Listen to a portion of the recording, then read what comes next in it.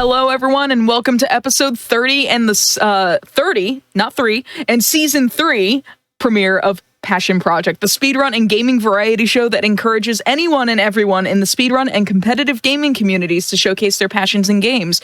My name is Amber Cyprin, and I will be your host tonight, and if you've got a passionate project of your own, go to gamesdonequick.com/hotfix, scroll all the way to the bottom of the screen, and submit it to the show, whether that's grinding speedruns, learning and routing new categories, racing through randomizers and bingos, competing at a high level, or breathing new life into a game in unconventional ways. Passion Project is the best place on Twitch to show the world what you love the most in speedrunning and gaming. Before we get started with the showcase that we have planned for tonight, we do have a couple of announcements. First and foremost, GDQ 2025 will be live from Pittsburgh, Pennsylvania from January 5th to the 12th. Registration and hotel booking are now open. Visit gamesdonequick.com and check out the AGDQ 2025 important dates section to learn more. Runner and volunteer submissions are open until October 6th. And if you miss out on any of our shows or events, be sure to check out the VODs on youtube.com/gamesdonequick. The theme I've chosen this time around for Season 3 for Passion Project is games from older disc-based consoles, ranging from as old as the Sega CD in the early 90s to as recent as the GameCube, PS2, and the original Xbox era. I'm still looking for submissions to fill out the season a little bit, so if you do run a game that is originally released on an older disc console, like I said earlier, go to gamesdonequick.com/hotfix. If you scroll all the way to the bottom of the page, you will find the form that can allow you to submit your runs to the show, as well as any of our other shows, and you can also check out the Season 3 schedule for an in-depth look at the runs on this weekend and subsequent weeks. So, tonight on Passion Project, we are celebrating our new Friday night partner show, As Seen on TV, by bringing you games that not only came from the era of older disc-based consoles, but also happen to belong to various TV shows. We've got some Nicktoons, some Lion King, and even the Bratz dolls are going to be making an appearance tonight here on the schedule. So kicking things off with Nicktoons, Battle for Volcano Island, I am joined by our first runner, Crow3893. So thank you so much for being here tonight, Crow. How are you doing? I'm doing great. Very, very excited to do this run and to show this game off to all you amazing people. I'll just go and introduce myself. So hi everybody, my name is Crow3893, going to be running Nicktoons Battle for Volcano Island Any% Solo. So Any% Solo is essentially the single player category for this game. And pretty much what this category is, we just have to be able to complete the game as quickly as we can using like glitches and tricks done, and there are going to be some pretty interesting ones that you're going to be seeing in the run. So that's going to definitely be something that's going to keep your eyes peeled for. I'll go ahead and just get the run started, and maybe wondering like why am I not explaining about the story? I'll explain more about the story in the first level because it kind of like ties along with it. So I'll just go ahead and get this run started. I'm going to count down from 5 and we can start the time on go in 5, 4, 3, 2, 1, go. Good luck and have fun. Thank you very much. So what you're seeing here is the text for the level Summoner's Rock. Now, Summoner's Rock is essentially the first level of the game. Now, what this level pretty much is that we're basically just we're basically in the island, Volcano Island. Now, you're actually seeing me playing as SpongeBob and also Danny Phantom as my second character. Now, what's currently happening and why they're here, and oh, I just got disc lag. Okay, that's actually a pretty interesting thing that I'll explain about in a bit. Right now, I'm just going to explain about the story. So, SpongeBob, Danny, and a couple of other Nicktoon heroes were selected as the chosen ones for Volcano Island to be able to stop the evil Magu. And the crab that you're actually seeing, who you're going to eventually see right here, that is the wise old crab, and he actually summoned 9 Nicktoons heroes, but unfortunately the Magu actually disrupted the summoning and caused all the heroes to scatter all over Volcano Island. So the first half of this game is essentially trying to find all the heroes to be able to try and just group up and to be able to make something to defeat the Magu for good. And check it out, a coconut, and it explodes a wall. I guess you can never know what to expect with Nicktoons. Now, Summoner's Rock is basically a tutorial level where it goes over like general like jumping, climbing, being able to see like different types of like obscure platforming in the levels, and just being able to see like what is really what's really put in with the game. And there are some references for other Nicktoons shows in this game. If you can catch all of them, feel free, because there are quite a lot of them. I'm also going to take a detour right here because normally we would go straight, but I want to take this path because there's actually a reference to Nicktoons Unite with Plankton's boss fight. So enjoy this dialogue.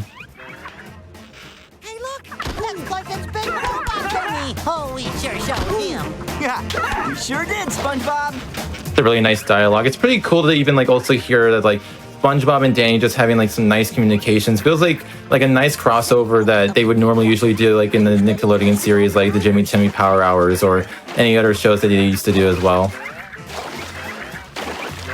Alrighty, just being very careful here not to get hit by these birds. So I'm being very careful not to get hit by birds, especially for this one because, even though I got hit, I should be on a good cycle. Okay, good, I made it to a good cycle. So it's just to make sure that I don't get like any knockbacks from any enemies. But in case if I do, I try and make sure I'm in the air to be able to retain the momentum that you normally get hit when you get knocked back. You get a little bit of boost with it, and it's pretty nice. It's like one of the fastest forms of movement. And okay, this should be good. Now we're at the end of Summoner's Rock, and we're actually going to meet up with one of the first heroes. But who could it be? Hey, what's that up ahead? It looks like Patrick. What are you doing here? Of course it's Patrick. Indeed, it is Patrick. So we met Also, up with Patrick. SpongeBob has some serious eyeliner going on. Yeah, he has like the eyeliner game of the century right here. Like these games like took very good notice of it. All of them have is like Nicktoons Unite, Attack of the Toy Bots, and I believe Globs of Doom, but I believe they used a different SpongeBob model for it. But yeah, that's like a notorious joke that is normally present with the community that the community likes to make is about SpongeBob like eyeliner because it's there. Oh, I didn't mean to fall off right there. I'm gonna try and just go for this because it's pretty cool. So this is actually Shipwreck Cliff. This is another like area in Volcano Island. So what we're pretty much doing right here is just trying to get to Camp Castaway, which is the main like the general spot in Volcano Island. But because we were all the way over at Summoner's Rock, we have to go all the way over to Shipwreck Cliff and take an alternative way to get all the way to Camp Castaway. Now right here, I'm gonna try and make sure I can get a cool sequence skip. Nice, and this should... Okay, cool, so I made it onto the cycle. So what this was able to do is I was able to prevent from knocking down 2 big platforms as well as walking on them to save a little bit more time, and I believe also a cutscene. So that saved around 15 seconds by just doing that little sequence skip, and it's pretty nice, and it saves a bit more time being able to make it onto that platform. Also, there's no kill plane right here, so you could just fall all the way to the bottom, and it's pretty funny. All right, this one should be good, and then I should be on a good cycle. And I'm intentionally making sure not to hit down that platform because it prevents from birds from spawning in. And you'll see that in a bit after I pull down this lever. Alrighty, and right here I'm gonna probably end up. Okay, no, I went too far down. Let me go a bit more to the right, and then you'll see. Hey, look, there are some birds. Okay. So generally with Shipwreck Cliff and Summoner's Rock, movement is kind of like the main thing when it comes to these 2 levels because there's not really like any like major skips except for that one sequence skip I did earlier. So everything is all about just making sure to like go on to like tight corners and tight jumping, but also making sure like not to like lose time from getting hit by the birds because you get a little bit of a stun block. And just making sure not to... Okay, cool, nice. Okay, I was able to make that jump for that cycle. It should be okay right here. And I'm gonna try and go for a little like YOLO strat, getting hit by the bird. Nice, I got the strat. That's actually pretty cool. Yo, let's go. I don't know if it saves time, but it's still like a really nice... It's like a swag strat. It's pretty cool. And then that's actually a Magu monster, as you see right there, or I guess a sand monster. Now, how did it exist? It's sand, but it's actually created by the Magu's evil ooze. And we will see more enemies with this ooze later on into the story. We'll see different types of enemies. So this one is going to introduce us to sand monsters. And you saw that those were right there were 2 crabs. They were just throwing their hands at me and then just try to prevent me. There's a random chance where they charge towards you and you can end up falling into the water, and it's pretty sad. So those crabs are just meanies, but we'll get a revenge on them later in the game. Now coming up here is the end of Shipwreck Cliff. We're actually going to meet up with another Nicktoons character, but we have to deal with some birds first. And this comes a little bit of RNG with these energies that you're seeing. So you see right here, there's a yellow one and a blue one. So the blue energy is actually for health, and the yellow energy is actually for my special attack, which you can see SpongeBob is shooting like a bubble projectile towards these birds, and it's like a 1-hit KO. It's pretty cool. And that's the end of Shipwreck Cliff. And we also met up with Tucker from Danny Phantom, and it's pretty cool. Now we're back into Camp Castaway. I'm going to be entering into the next level, which is Calamity Cove. And while we're getting ready to enter into that level, I'm actually going to explain the trick that I'm going to be doing because the level is going to be completed in like less than 20 seconds, so I'm not going to have enough time to explain how the trick works. So I'm going to go for a strat called Patrick Jump, where if you actually use Patrick's special attack in the air, and if you jump, it automatically cancels. But not only does it do that, he gets both of his double jumps back. So you can essentially do like a quadruple jump. But if you actually have five energy slots, you can be able to do like 10 jumps, I believe, or I don't know. I'm not that very good in math, but you know what? I'm not going to just explain it. I'm just going to show you guys right now. There we go. That just takes us to the end of the level because Calamity Cove is just an entire circle, and we just skip to the very end, saving like 2.5 minutes of walking. And then here comes... I'm actually going to have to focus on here for lag. So give me a quick second. There are many dangers on our island. Okay, I wasn't able to get it. I tried going for a trick called Z menu because being able to pull it off gets rid of that little bit of lag that you saw. So one of the main issues with this game, basically for GameCube, because GameCube is actually the fastest, but it has a bit of a downside where lag is extremely crucial because there's chances where you can randomly get it, but there are actually some that we can actually be able to make sure don't happen. Such as like at the end of every level, and it shows like the progress screen. You can essentially like spam, like mash the A button to confirm into the text box. But if you actually spam it too quickly, you'll cause a lot of lag, and the loads end up becoming twice as long.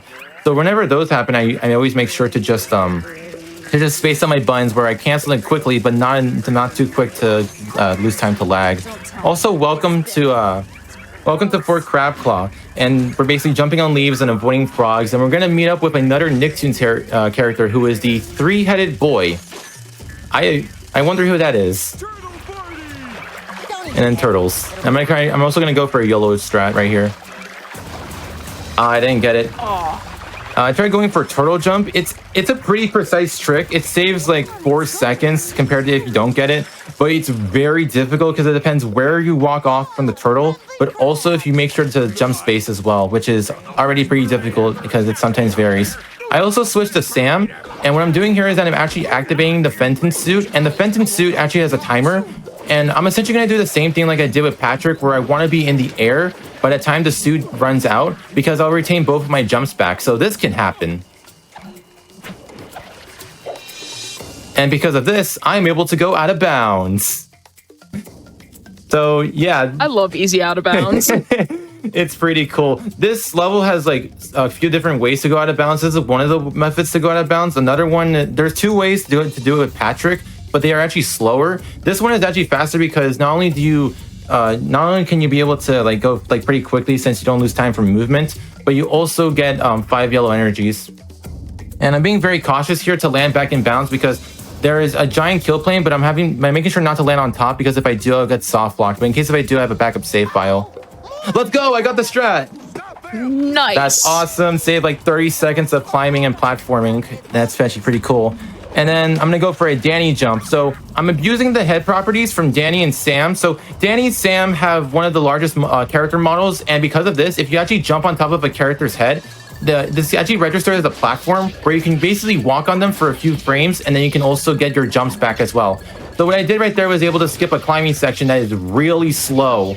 And what I did was a form of like character manipulation to make sure that Sam or Danny can spawn next to where the end of that point is, so I can be able to jump on the edge of the platform.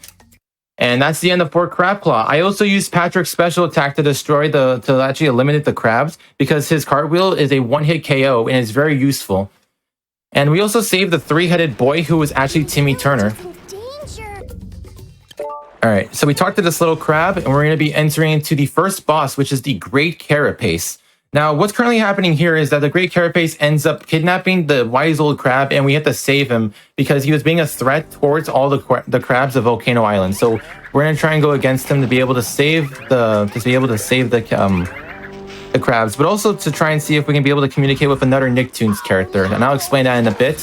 But here is the Great Carapace, and what I'm pretty much doing is just using these coconuts that are going to explode, break the shield to be able to prevent him from being protected by the waterfall in the back. As you can see, there's a slight little waterfall back there. And the shield actually prevents him from getting drowned in with the water. And basically, if you don't do it, you can't continue the rest of it. So what I'm doing is like a set pattern of trying to hit him to make sure that it breaks. but also like to make sure that he doesn't attack me. So I'm gonna try and see if I can break this and then see if I can make sure to hit him. All right, so I got the strat. I'm gonna see if I can hit him before he does a slam. All right, cool, I got it. I unfortunately didn't get the fast cycle, but it is still better than like getting it slammed because he actually destroys the coconut launcher that you're normally in, which is in the center. He always slams on that one first compared to the ones that are either on the left or right. So this still saves a bit. It's a little bit more faster than usual. And at the end of this level, we actually also collected in the end of Fort Crabclaw, we actually collected a Jimmy Neutron communicator device, but we couldn't be able to use it because batteries not included. However, at the end of the Great Carapace, we actually collected a battery to talk with Jimmy Neutron, who unfortunately is not a playable character in this game, but he still helps us out as he's able to give us some ideas on how to be able to create a rib zipper that's going to help defeat the Magu. And that's basically what we're doing here. So this level of the Crystal Ruins, we're basically going to be able to try and we're pretty much trying to just sorry, I just got to focus on a strat. Cool, okay, I got the jump spacing correctly. So basically the Crystal Ruins, what we're doing here is to look for one more of the Nicktoons heroes, but also to try and be able to collect the first item for the rib zipper. So there are 3 that we're collecting, and this level has the first one. Now there is one more Nicktoons hero that we're going to save, and if you want to take a guess, feel free to take a guess on who it is, because we'll be seeing them later on at the end of the level. Oh, I tried going for the... I'm racking my brain because it's been a long time since I've watched any Nicktoons. Like, I fell off watching around the time, like shortly after Fairly Odd Parents was introduced. So, like, I didn't see Danny Phantom, but I did grow up with a bit of SpongeBob very early on, and, like, early on Fairly Odd Parents. Oh, that's rough. Yeah, all right, this is the last chance to see if I can do this. Okay. You got this. Nope. Okay. You don't got this. Don't worry. We'll do a cool strat later on eventually for it. Okay, I'm gonna wait for this cycle. So, what you were seeing me doing was actually a strat called a Timmy jump. So it works the same way like it does with a Padger jump, where you use a special attack in the air, and pretty much with. Okay, I forgot. I should have moved a bit to be able to jump and hit and grab the rock. So Timmy jump works the same way as Patrick's, where if you use your special attack in the air, Timmy actually gets a little bit of an extended height, and that was not the crystal it's supposed to break. Okay, we're gonna try this again. There we go. So Timmy jump basically is able to give us an extended height, and it's pretty useful to be able to get like larger gaps. So I tried doing a strat to be able to prevent from like normally picking up that giant rock and breaking down the crystal wall. But the Timmy jump for it is a little bit tough to pull off, and it's a little bit more precise. It's one of the precise Timmy jumps to do in the game. So that's totally fair why I had a little bit of a struggle with it. And okay, cool. So and also Cosmo is a hammer in this game. Little fun fact. Cosmo is just a hammer and is just really excited about it. Alright, I'm gonna try to see if I can go for another cool Timmy jump. Oh, okay, I wasn't able to get it, but that's still okay. Alright, so I do want to mention this. In this level, there is an out of bounds, similar to how like Fort Crabclaw also has one, but it is actually the hardest out of bounds in the entire game. And it does save a decent bit of time, but it's very tough, and if I mess it up, it will lose almost 3 minutes. So just for safety, I don't really want to do it, but also because it's actually like one of my favorite levels, and I really like showing this one off because it has a lot of it has some interesting, unique backgrounds, as well as like the type of like atmospheres that you see. So like earlier we were in like a forest area, now we're like in like a bunch of ruins, and it's pretty cool. It's really nice how like it was really nice how much was able to be implemented with the developers' ideas on the game and everything. It was pretty cool. And I should also mention this. This is actually the only level where you can play as Timmy Turner in this game. I'm not joking. It's kind of sad, but yeah, Timmy is only played in this level and nothing else. But it's kind of fair considering that he's like one of the most broken characters in this game. Because Cosmo's when you use the Cosmos hammer, he does a bunch of damage, and it can sometimes one-hit KO enemies. And okay, I'm trying to see if I can get this platform cycle. Okay, that's one down.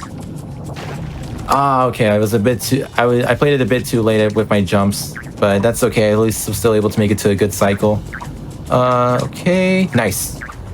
Now earlier you saw an enemy that was like made of a bunch of crystals. So that's actually a crystal scorpion, and that was also shooting some Magu ooze, which is a bunch of the purple liquid that you were seeing earlier, as well as the purple liquid right here. So the Magu ooze can actually be like a bit more of a mind controlling kind of liquid, And that's actually how like most of the enemies are created. It's just because of mind control from the Magu. And then right here, there's actually a little puzzle section right here, and this actually has the hardest puzzle of all time in a video game, so wish me luck. Good luck with this puzzle. There we go. Nice. That was a very tough puzzle. Like, I can't believe it. Just, like, I made sure, like, I practiced this so much. I spent like 20 minutes practicing that strat, making sure I could pull it off in this run, and yay! I did it. All right, let's see if I can get a... I'm proud of you. Thank you. So you saw earlier the stone face that was sticking out of the wall. So those are apparent in like the entire level. They all have like consistent cycles, but there is one that is actually inconsistent. It can vary on your time lost or time saved in the level, and it can be a bit more of a meanie head because you can sometimes just get like a horrible one and like a very inconsistent one where you might not be able to even complete the level with it, but I'm not sure that's actually possible. And it's actually this one right here. So let's see how the third one behaves. And okay, I guess I got a slower one this time. Oh wait, okay, this should be safe. Oh! I bumped up against Danny Phantom. That was pretty funny. Danny being a bully. Yeah, unfortunately, the weird thing with the way like your allies work, if you walk towards them, they normally go away, but there's a random chance where they just don't. And Danny just didn't want to cooperate. That's kind of funny. It is unfortunate though if that actually does happen, but at the same time, it's just pretty hilarious to see how like Timmy, who literally looks like a giant meatball, is just being trapped by Danny Phantom, who's just a giant walking noodle. Yeah, God, I was gonna say like 3D Timmy is kind of cursed. I'm not gonna lie. Yeah, welcome to 3D Timmy, everybody. I'm very sorry for this, but yeah, if you weren't expecting to see 3D Timmy, then I am very sorry. I had to deal with this for several years of playing this game. And also, there's the last character that we get to save, and it is Sandy's Cheeks. And that's the end of the level. And we actually collected the first item for the Rip Zipper, which is a crystal ball. Now we're going to be entering to the next level, which is the Fetid Forest. So right before this starts, I'm going to just wait a bit. So I waited a little bit before actually talking to the wise old crab there, because if I immediately talked to him, I would have gotten some majorly bad disc lag. And I'm basically just trying to make sure that doesn't happen too much in the run.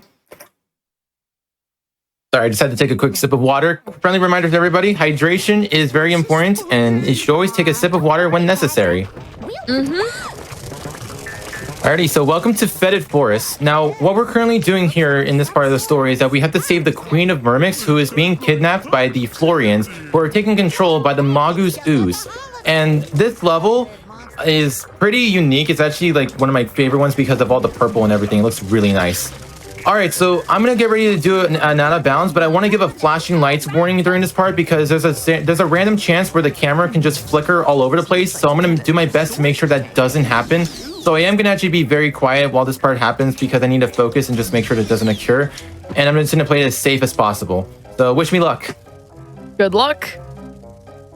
Here's hoping for no flashing camera in a good out of bounds segment.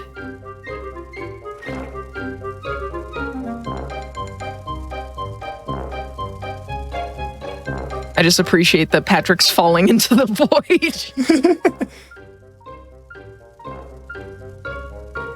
Is this what they call falling with style? Definitely. All right. This is definitely going to be this is the point where the flashing lights would occur.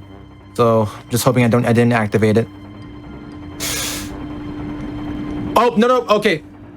Oh, there it goes. I am very sorry, guys. I am very, very sorry for that. No, you gave us a warning, and it was definitely flashing, but it was also kind of funny looking, not gonna lie. It has different types of camera animations where sometimes it causes that one, but there's actually one where the camera doesn't actually flicker all over the place, and it just moves very smoothly.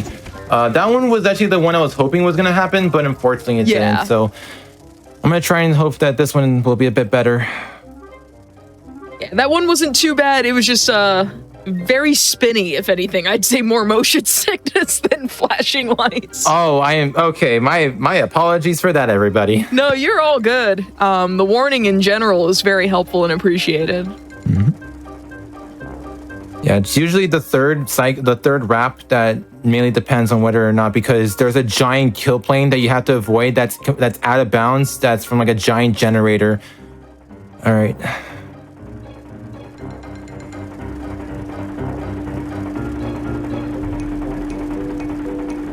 We should be good. Moment of truth. Let's go. Come on. I'm gonna do a patch jump for safety. And there we go. It looks good. There we go. We're at the end, not at the full end, because if we actually go to this point and we don't actually activate this cutscene, the game would soft lock us. So we have to do this. We have to do this fight because it's required. And this is basically going to be a use of Patrick's special attack. Now, Amber, I actually want to give you this little question. Do you want to take a guess on what the second item we're collecting for the Rip Zipper is? Like, Sorry, I was responding to someone about the Oreo Coca-Cola in chat. Can you repeat the question? Well, I can guarantee this: it is not an Oreo Coca-Cola. But if you'd like to take a guess on what the item may be, feel free to do so. Oh god, I have no context for this game. In fact, this is like the one Nicktoons game I had never heard of. We got a crystal ball earlier, right? Yep, so we'll actually find out right now in this cutscene. That's SpongeBob's eyes. Jimmy, For the okay. Rip Zipper. It's All gotta right, be here- like a... Here we go. Wow, it's beautiful. Dude, it's an espresso machine. A beautiful, espresso machine. a beautiful espresso machine. It's one of my favorite jokes with this game is just that cutscene specifically, because, like, first of all, one of the items to be able to stop the Magu, an espresso machine, but not only that, like, just hearing how SpongeBob is just all like, wow, it's beautiful, even though it's just an espresso machine. Pretty hilarious, but then again, I mean, hey, if it helps save Volcano Island, then we're gonna take that chance. Alrighty, so welcome to Dry Canyon Dam. This is the second boss fight with King Gorge, and he has been completely mind controlled by the Magu's ooze. And what we're pretty much doing with this point, the Queen of Mermaids is actually being allies with us and helping us out to be able to distract King Gorge while her people are able to help be able to destroy a dam to be able to free the King Gorge from the Magu's ooze with the water from the dam. So what we're pretty much doing is just distracting him, and you'll see it right here in this cutscene that I'm going to skip. Is that some of the Mermix allies are actually destroying the dam to be able to weaken the Magu with water. And I'm also playing as Sandy because Sandy has one of the fastest attacks and the most consistent ones when it comes to targeting enemies. So it's definitely more preferred compared to SpongeBob. Specifically for this boss, because King Gorge's hitbox is pretty random for how it works and depends on which model and the animation he has during it. And during this point, he's basically going to be spraying goo at us, and this is going to be happening for like 2 more times afterwards, along with the vines that I have to destroy here after like 5 phases where they show up. So during this point, I'm actually going to announce this. So there is a poll that is going to happen right now where you can actually select which of the 2 characters I will play for the final level of the Summit Storm. That being either SpongeBob SquarePants or Danny Phantom. And it will be totally cool to be able to play as the character for the entire level. There are going to be some skips that I'm going to try and attempt for each of them. And whichever one is chosen will try and be done with the skips. So I'll do my best to be able to just try and pull out the skips with the characters. But then again, they're pretty difficult in the end as well. There is a poll in chat, folks, for the final level character. It's either SpongeBob or Danny Phantom. Yep, so get your votes in on which of those 2 Nicktoons characters you'd like to see played for like 7 minutes in that level. Alright, this is the last vine. 3, 4, 5. Nice, okay. Now he's actually going to shoot it. Because this is actually the second phase, he's actually going to spew out some flames after this cutscene. Nice, I didn't get a knockback animation. There's a random chance where you can also get knocked back by him. And oh, that was a very good one, actually. That was very good. I didn't get hit by the flames, so that's like one of the fastest strats for that fight. That's pretty nice. That was pretty cool. Also, Amber, so you know how the last item we collected for the Rip Zipper was an espresso machine, and just like the confusion with everything on how it's even going to be helpful for to destroy the Magu. Mm-hmm. How would you feel if I told you the last item we collected for the Rip Zipper, which is at the end of Dry Canyon Dam, was a microwave? Oh, why are we just collecting a kitchen? Because we're trying to save Volcano Island, and I guess it's the Magu's weakness somehow. So I guess if you want to be able to save the world, all you need are a crystal ball, an espresso machine, and a microwave. Oh, jeez. Also, Danny Phantom won the poll for the final level selection. Oh, nice. Alrighty, so Danny Phantom won. That's actually going to be pretty cool. I will say that before I will play as Danny, I'm actually going to try and attempt a cool strat with SpongeBob to be able to skip like a 30-second combo section that normally is required for defeating enemies, just to be able to complete that level a little bit more quickly. But I'll make sure to switch to Danny Phantom afterwards. Okay, so welcome to Ancient's Peak. So this is essentially the volcano of Volcano Island, and we're just trying to get here to get closer to the Magu now that we have the Rip Zipper fully completed. And pretty cool fun fact with this game, speedrunning wise, this has one of the easiest ways to go out of bounds, not only just for this game, but in any video game, I believe. I actually don't know. If you want to fact check me on it, feel free, but you'll see eventually later why I'm saying this, because it's kind of funny. Alrighty, here we go. Also, Sam just floated up backwards. That's a funny little animation you can get at times. It's pretty buggy, but it's really funny, and it can happen with any character. So that was kind of nice that it was able to be shown off right there. Alrighty, are you guys ready to see the easiest way to go out of bounds in a video game? We're gonna get started. I'm always ready for silly out of bounds. Here we go. Oh wait, hold on. There we go. You just walk down and boom. No kill planes. Game just went, here you go, here's out of bounds. I love when this happens, and I'm mostly a Sonic speedrunner myself when I personally speedrun games, and I love that in like Sonic Adventure 1 and 2 in particular, they have similar things where it's like they just kind of have giant holes in the kill planes, and it's very easy to just fall through the stage to the end in a couple of levels, actually. Yeah, the funny part with this one is skips like the second half of the level, and that is all on RNG. Like the entire second half of this level has RNG with two combat phases, as well as some sections where you normally get risen up by some wind, and depends on if you actually get some good cycles, but there's actually a chance where you can get a bad cycle and you can actually die and you'll actually lose a run. So this out of bounds just skips in everything for that and saves almost a minute and a half. So it's very helpful. Yep. Out of bounds saves a lot in this game. Substantial time save. Yeah, out of bounds saves like 4 minutes compared to not doing out of bounds, but that's also counting the Calamity Coast skip. But even with that, 4 minutes for this game, considering how optimized the game generally is, it's like those 4 minutes is a pretty decent amount. It's because world record for any percent is a 32:31 by me, and current no voiding world record is a 36:38.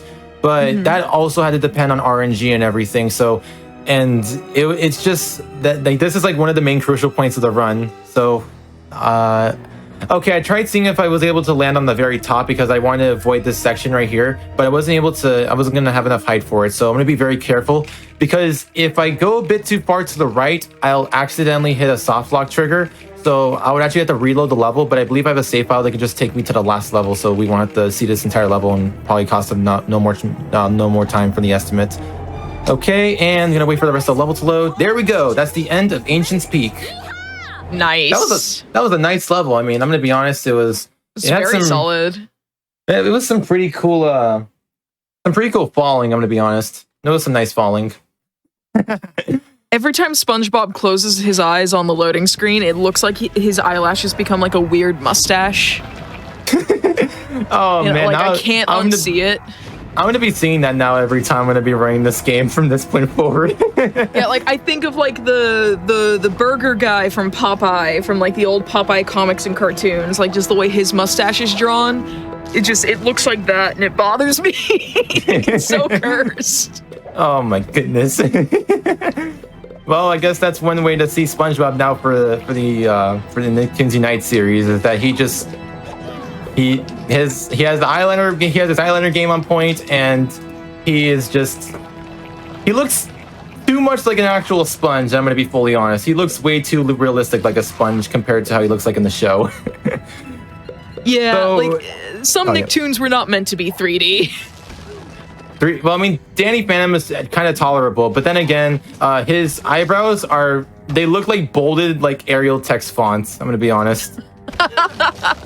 Yeah, if you can kind of see like the 2D image on the very top, his eyebrows are way thicker than they look like on that picture. Oh, okay. These telephone wires are not cooperating. Okay, there we go. And also the Magu monster in that point. So that specific Magu monster, and there's gonna be one right here, is actually one of the hardest enemies in the entire game. It's actually like much harder than the bosses, because they either like if you're close to them, they will just throw punches at you, which have a gigantic hitbox. But if you're actually far away from them, they essentially throw a projectile, and where they throw actually depends on the final frame where you actually walk on your directional input. So if you're holding a straight direction, chances are you're going to get hit by it. And if you end up getting hit by it while towards an edge of a platform, you're going to definitely end up hitting a kill plane and then go back to a certain point. And this one in particular, that walking around that crystal area was intentional, especially right here. Like I wasn't spamming the jump button to not get hit and knocked back, especially with this segment with all the record players right here and the vinyls.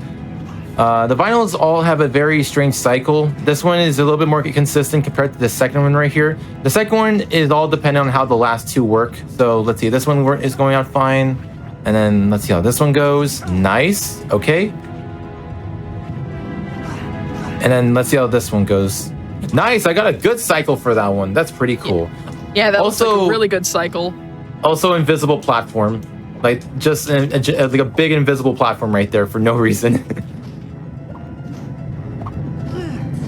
All right, gonna be very careful not to get hit by the vinyls, because there's actually a random chance where you can get stuck by. Okay, I held down too far, like for too long, so I ended up falling off.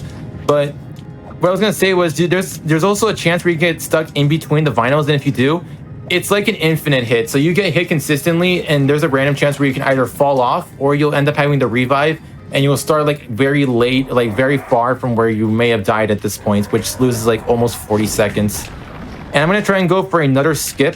And this one's actually a little bit more harder, but it's a little bit easier with Danny because of his model size. But it all depends on where I like to call these the dog monsters, but it all depends where they're placed and if I'm able to do some good positioning with my jump spacing. Okay, that one was close. I think I jumped a bit too early. I'm gonna try and do another slam. All right, this should be good. Let's go! Nice. Nice, that was a cool skip. That skip can also make or break a run, specifically with how late this is into the run. And oh yeah, look, projectile moment. And another one where the Magu monster was just throwing punches at me. All right, this should be safe. Okay, good. I was able to avoid that one. You can actually manipulate it to prevent the projectiles from hitting you. It just all depends on. You just have to make sure to be able to move the character before or around like a specific point in the animation.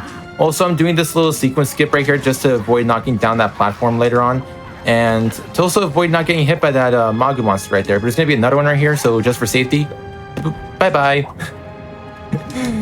I just decided to punch him off, because there's a random chance where his projectile can actually go all the way over here and it can hit you and it can mess up the cycle right here. I love how you're going through the outer edges of those walls. It's like, yeah, we don't expect you to try to jump around these, so we're not going to put collision here. Yeah, the thing is that like the collision, the model looks like it extends that farther out, but it actually doesn't, because you're normally supposed to break down a door, but it loses a lot more time and it wastes a little bit of a cycle. But yeah, you can easily just do that. And then as well, this is going to be like one more time I'm going to do it here. Also, energy blast right there. Okay, I'm low on health. This is going to be a bit scary, so I'm going to wait. Okay, I'm not on flashing. So basically, I'm on low health right now, but if the red was flashing like back and forth between a bright color and a dark color, I would be on very low health, which would have been a bit more scarier, but I seem to be in an okay spot right now. And here we go. We're now here with the Magu, and we're going to take our revenge with the crystal ball, espresso machine, and microwave to be able to weaken him and put him into a portal and defeat him for good. Wow, I didn't know you could make a turret out of those objects. Nicktoons logic. Just Nicktoons logic. There's no other way to describe it. It's true. Oh, cool. I was able to get it. I was able to get the hit during his animation. So he's going to be throwing projectiles at us, and then after this one, he's going to be flowing. He's going to go down and then shoot. He's actually going to spew out some lava and flames at us. So I'm going to be very careful and just face safety. I'm going to just heal up right here. I was a little bit scared because I thought the flame was going to hit me. Because sometimes the flame's hitbox is a little bit farther out than expected. So I was like, okay, please don't hit me. I'm trying to regenerate some health right now. And while he's doing the slam, I'm just going to continue hitting him to just do some more damage towards him. All right, so time is coming up very soon. It comes up when the screen fades to black after the Magu is defeated and the final cutscene plays. So get ready on time. And time. GG. Thank you very much. That was not bad. That was not bad, despite the mess up with Fetid Forest and like a couple of other spots. I mean, it was honestly a pretty good run. I'm honestly really happy with that. I was really happy I got to show this game off. Generally very happy. You got to show off like some cool out of bounds and everything, a little bit of everything in the game, including, you know, what happens when things don't go according to plan. Yeah, I think that's important.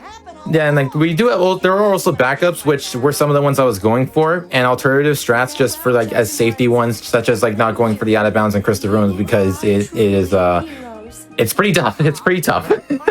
I'll just put it at that. It's pretty tough. But yeah, I'm very excited that I got to actually show this off here in Passion Project because currently right now with speedrunning, I like to normally just like speedrun games that I've grown up playing, which are mainly from the 7th to 8th generation consoles. But mainly because the Nicktoons series, they've been a fun one that I've enjoyed running for almost 4 years now. Originally with Attack of the Toybots, and then I tried out this game because I also played it, and I've just like I really liked the game so much in the speedruns and really wanted to like push the games as low as they could go, and also being able to just like show the games off to like people being like, hey, check it out. Like you may have grown up with Nicktoons, but did you know that they can just do this? They can just go out of bounds. They can just break physics and just fly infinitely. But yeah, I'm very happy that I got to be able to show this game off. I'm really happy. Thank you so much again, Amber, for letting me be on Passion Project for this game. It was pretty cool. Thank you for submitting the game. It was really nice to see that. I got like a couple of TV related submissions, and then I was like, hey, Nicole, I see a submission for As Seen on TV. Can I borrow that one? And it was the Bratz game you'll be seeing at the end of tonight. But I thought it would be really cool to put together a TV themed episode because we are now partnered with the As Seen on TV show for Friday nights here on This Week of Hotfix. So I'm very excited to follow up Nicole for the rest of the season 3 and 4. And I also have a soft spot in like, you know, TV shows and like licensed game properties and everything. I the Bratz game in particular was one I was just like, yo, I played so much of that as a kid. I will say, definitely look forward. Everybody watching, definitely look forward to the Bratz run. I'm also gonna watch it because it looks pretty cool.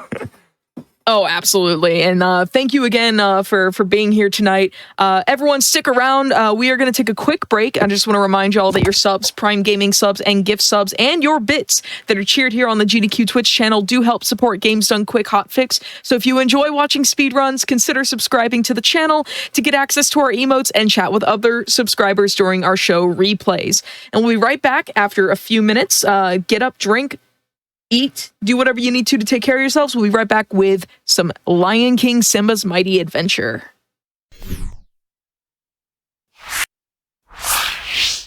Hello, everyone. Welcome back to episode 30 in season 3's premiere for Passion Project. I cannot speak tonight when I'm trying to say numbers. This is rough. This is the speedrunning gaming variety show that is the best place on Twitch to show the world what you love the most in speedrunning and gaming. Tonight we are going with TV, not only my season overarching theme of games that came out on early disc-based consoles, ranging from the early 90s to the 2000s, the early 2000s, so like, Sega CD all the way up to original Xbox, but we're also piggybacking on As Seen on TV's theme of TV show licensed games. I am joined by Akio, our second runner of the night, and we are going to be doing The Lion King Simba's Mighty Adventure. Now, I grew up on the Genesis Lion King, so I'm really interested to see one of the 3D entries in the series. How are you doing tonight, Akio? Thank you for being here. Thank you for having me. I am doing great. I'm real excited to show off this game. I'm excited to have you here, and I was like, oh, I love The Lion King. I was like, how like, I wonder how this game is, and I have no context for this game other than it came out on the PlayStation, and I'm not even sure what reviews were at the time, so like, I'm interested to see like how the speedrun goes and what you love about it.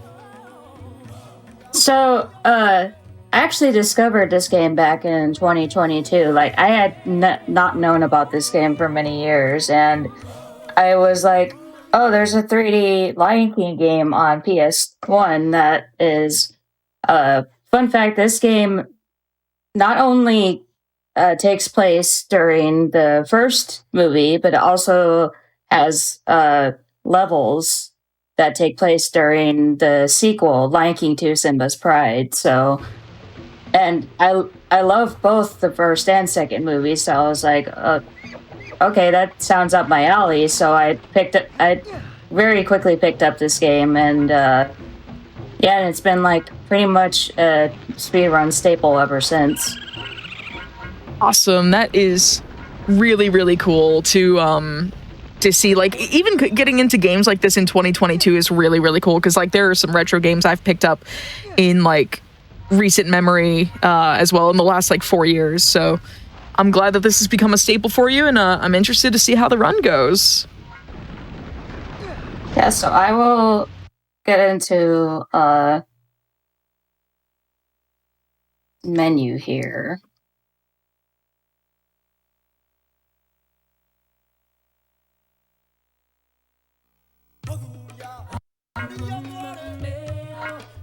And timer will be starting like as soon as I select Pride Rock, which is the very first level of this game. So I will be beginning in 3, 2, 1. And there will be some cut scenes in this game, which are basically just snippets of the movie.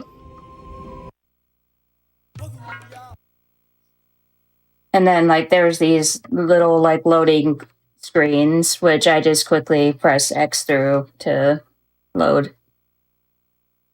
And this first stage, Pride Rock, is the tutorial stage. So we'll be starting as young Simba, and the goal of this level is just to get to the top of Pride Rock to meet up with Mufasa. And along the way, I will be running into different characters who will be like, okay, you can press this button to do this action. Unfortunately, you cannot skip these tutorial dialogues, but one little thing I learned as a nice little speed strat is you do one action you can do with Simba is the roll action, and you can actually roll a good ways past the character that's about to begin talking. Unfortunately, it's a little more complicated to do so past Mufasa here before he begins talking, so I just jump and let him speak. But for Scar and Nala, you can actually roll a good ways past them before they start speaking and saying their lines. To be a true king. And basically, they're just gonna say like, you can press the X button to jump up on cliffs. You can use the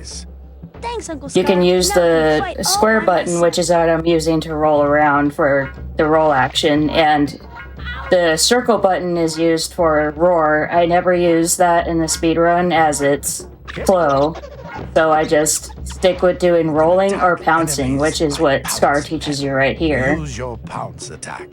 Press And, the jump button, then press the Yeah, roll. basically you just press the X button and then you press the square button afterwards. I will be using the pounce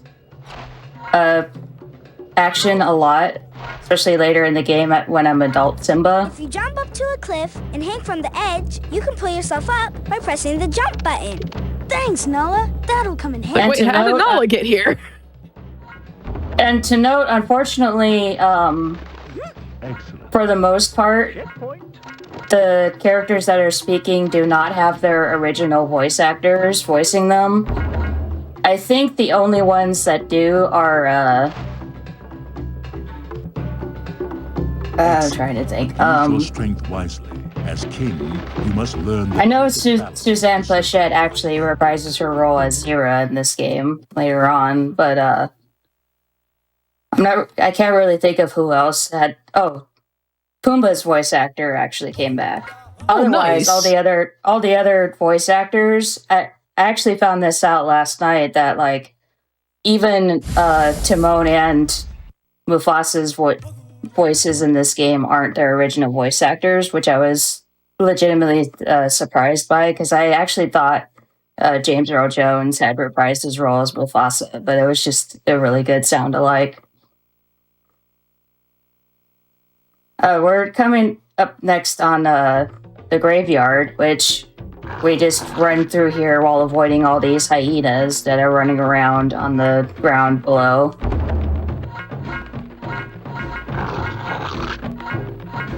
And like running on these bones at the same time. Yeah, the levels are kind of similar to like what you're familiar with in the Genesis game.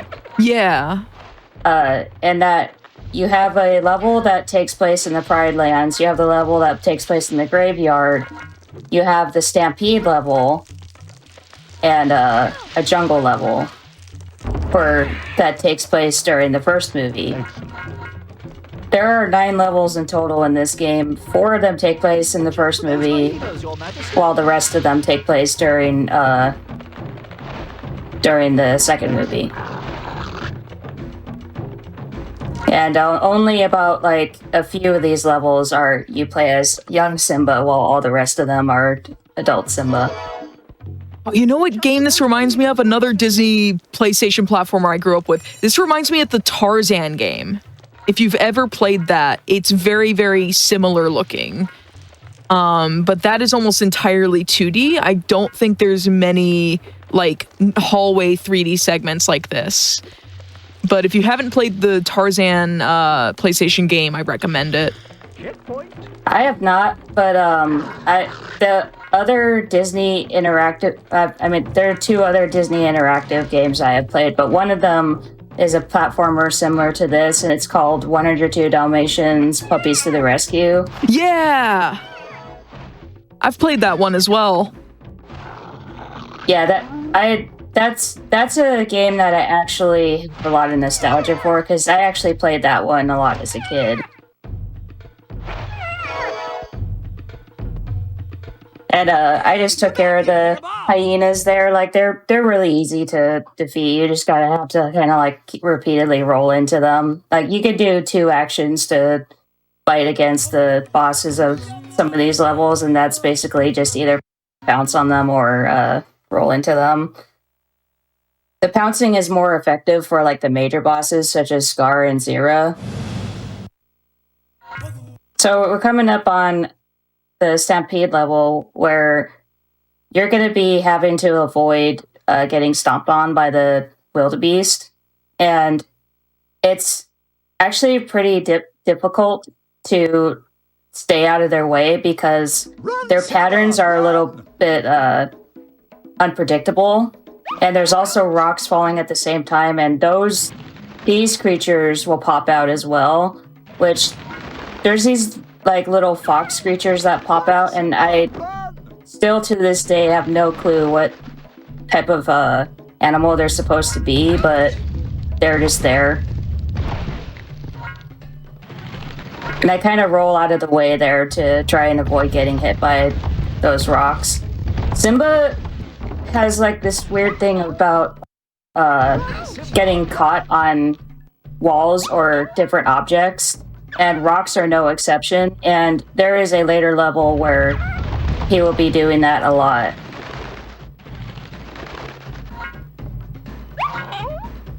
Yes, when the collision is a little too sticky. Yep. Yeah, collision is definitely a thing in this game.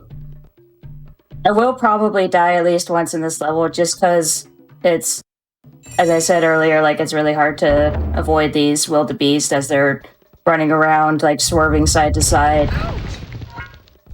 It's unfortunately not like the Genesis game where you're kind of just trying to just run away from a bunch of them at the same time.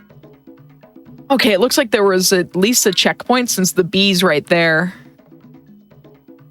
Yeah, I was actually right at the end of the level. I noticed when I died there, because like the wildebeest that just stop at this huge pit, and you jump over the pit, and that's pretty much the end of the level.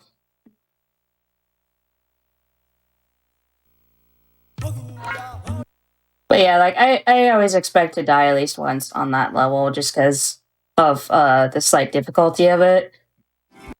The difficulty definitely ramps up after this level. This level is actually like the last very chill level where like there's not really much going on, so you like don't get damaged too much, or there's not many pits that you can accidentally fall down. It's right at the last. It's right on the last level of the first that takes place during the first movie, and all of the levels that take place during the second movie, where this game starts to ramp up in difficulty, and it's not uncommon for me to die at least once or twice on each of the levels. And so in this level, we're basically running to try and intercept Nala from trying to eat Pumbaa. And this is the first level as... Oh, that's weird. As adult Simba, who is voiced in this game by Cam Clark, who is the most common replacement voice actor they have for Simba in place of Matthew Broderick. Excellent. I always take this upper path here because the lower path is a bit more difficult to take. I've tried, and I'm like, yeah, the upper path is just a lot easier to do and probably faster.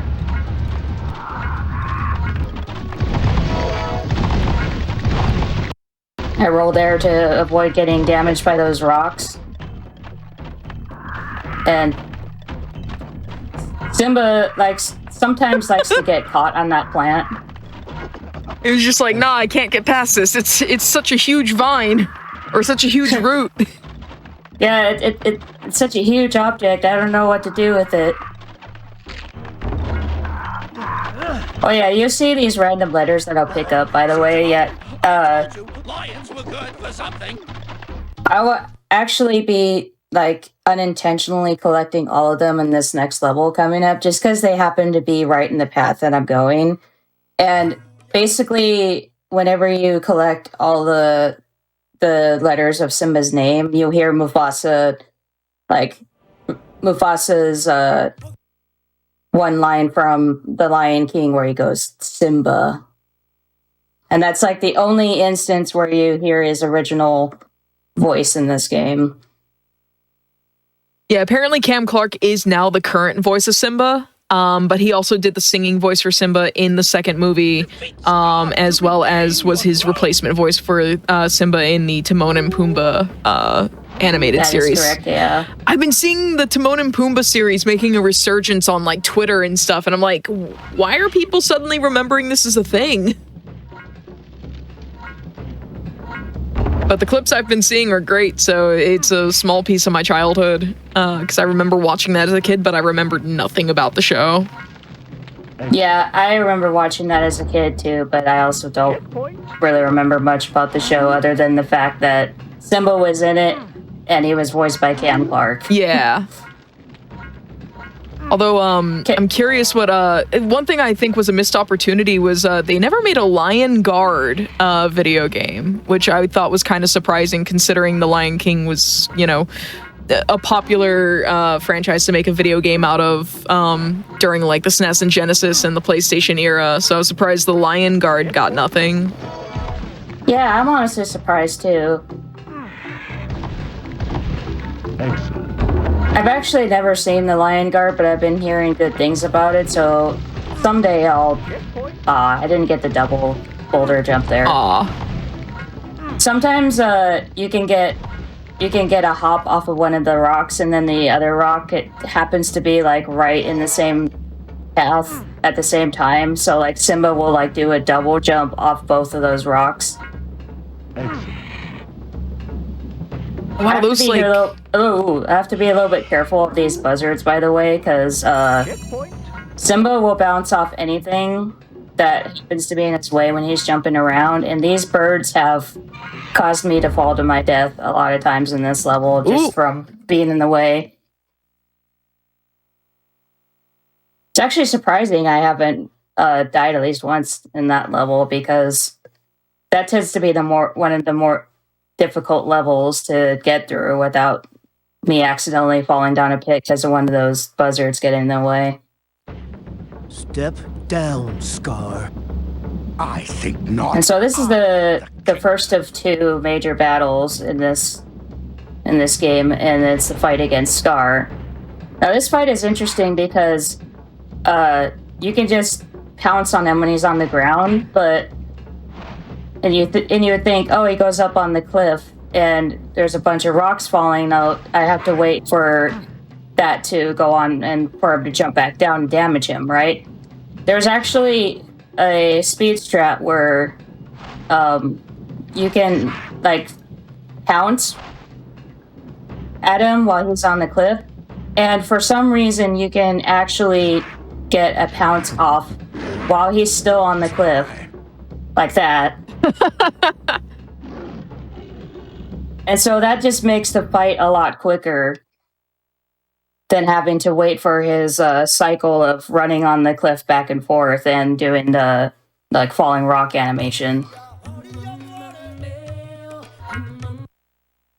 So that's the last level of the first movie. We're going to be moving on to the levels of the second movie, starting with this first one that is a fire level. And this is the first of the pretty difficult levels where you have to be like really careful with your health and keep in mind that everything in this level is out to hurt you, so you kind of have to like just try to get around all that. Because there's like these random porcupines that are in your path, and there's also these logs that roll down, and then there's these random zebra and gazelle that are like running through, and they'll just run into you. And these rhinos here, you kind of have to keep bouncing off of them, because I found that if you get stuck between them and the rock that's ahead of them, it's just an instant kill. Like, you don't just get damaged, you actually just flat out die. So I just kind of learned a strat of just playing bouncy off the rhino, and you're good to go.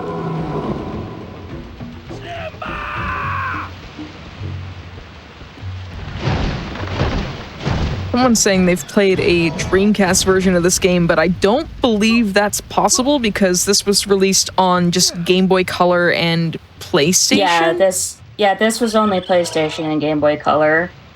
The other game I mentioned, 102 Dalmatians, Puppies to the Rescue, that did come out on Dreamcast, actually. That was on PS1, Dreamcast, and Game Boy Color. I think it was on another console as well, but I think it was a PC game at one point. It was a PC game. That's right. Yeah, that's the other platform it was on.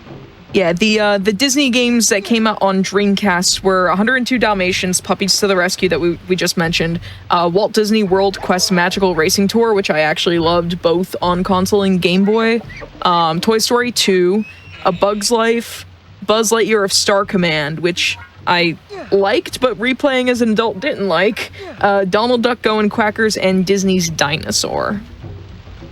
Excellent. Yeah, you mentioned Magical Racing Tour.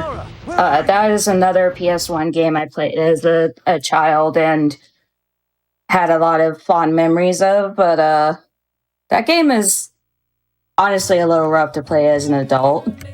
Oh yeah, like it's definitely like a B grade racing game, but I really liked it. And also, I didn't realize it was developed by Crystal Dynamics, folks behind like the Legacy of Kain series and stuff.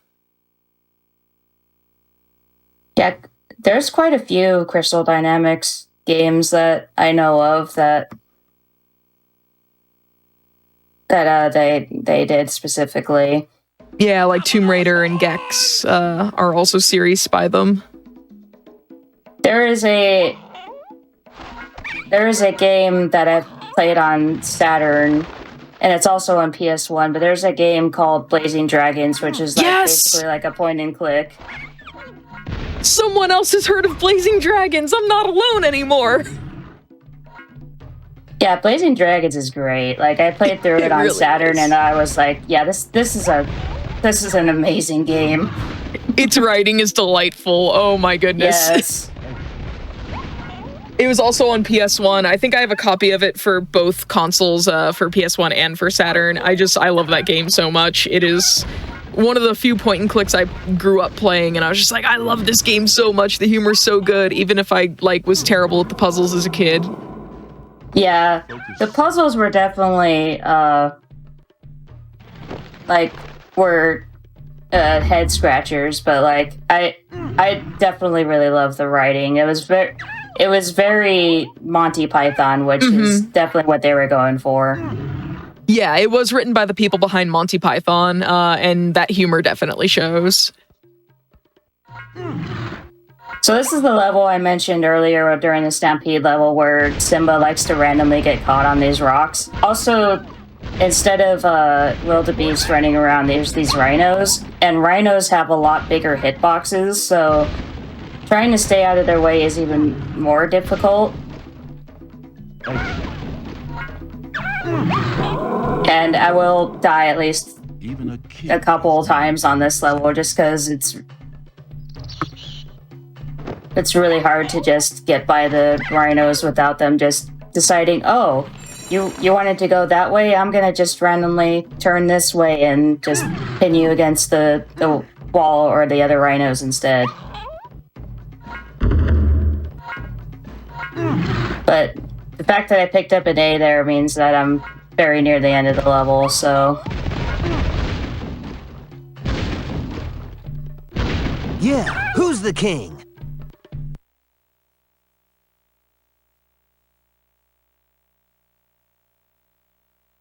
So, I think there's about a couple levels left.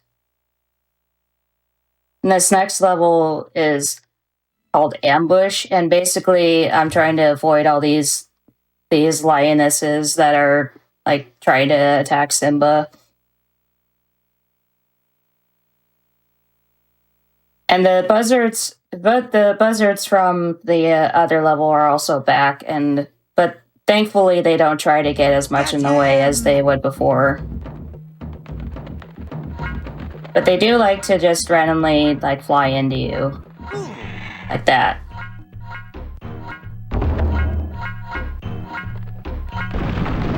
And there's also Rolling Log and Falling Rocks, which Falling Rocks is pretty much the theme like going forward with these last two levels. Rolling Logs and Falling Rocks.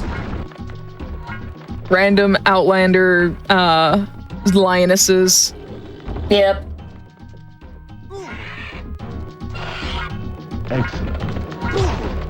You can kind of tell that this was a lower budget game because,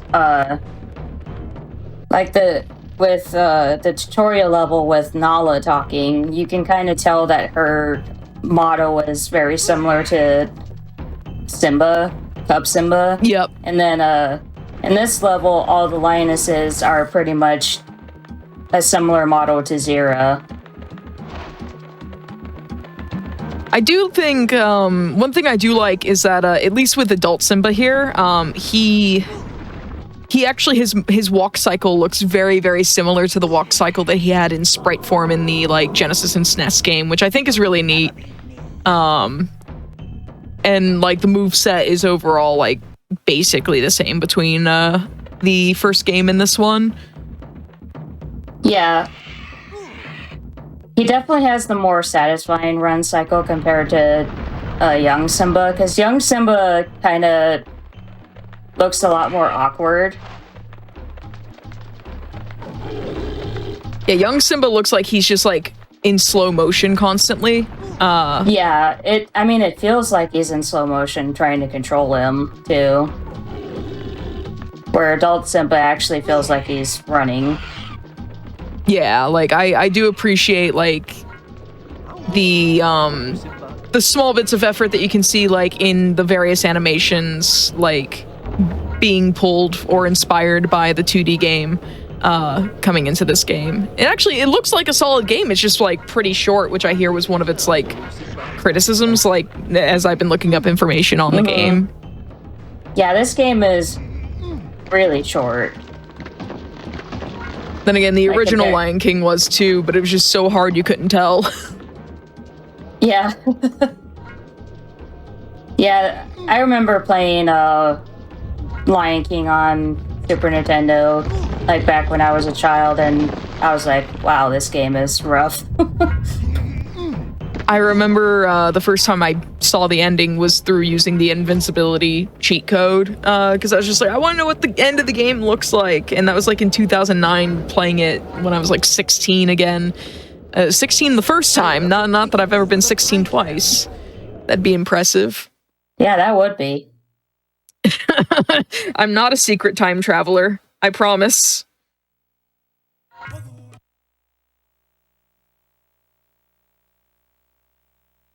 It's like I can't even remember like what I even did when I was 16. Like I think that was when I like started to rediscover a bunch of retro games I had grown up on, like Lion King, and oh god, The Emperor's New Groove on PlayStation was also excellent. There were some really good PlayStation PS1 games, like Toy Story 2 was great. I've had that on Hotfix before. I want to get a Bug's Life at some point on the show. So if you're a Bug's Life runner, hit me up, please and thanks. I think a Bug's Life was on Hotfix recently, just not this show. Or I could be wrong. I could be misremembering previous shows, and it could have been like a year ago it was on.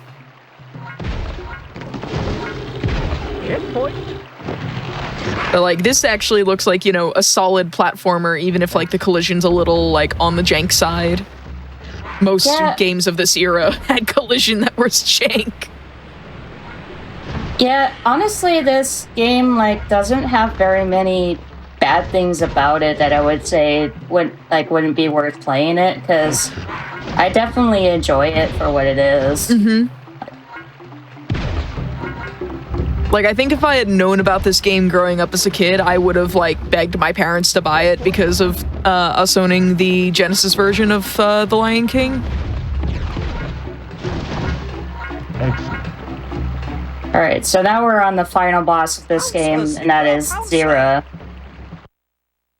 And Zira has a similar mechanic to Scar in that, like, she just kind of runs around in the ground for a bit, and then she goes up on a cliff, and there's this big animation of a bunch of logs rolling around. You can do a similar thing with her on the cliff. The thing is, though, like, her collision is like a little more difficult to work with because she's a little farther back on the cliff than Star was on the cliff that he was on.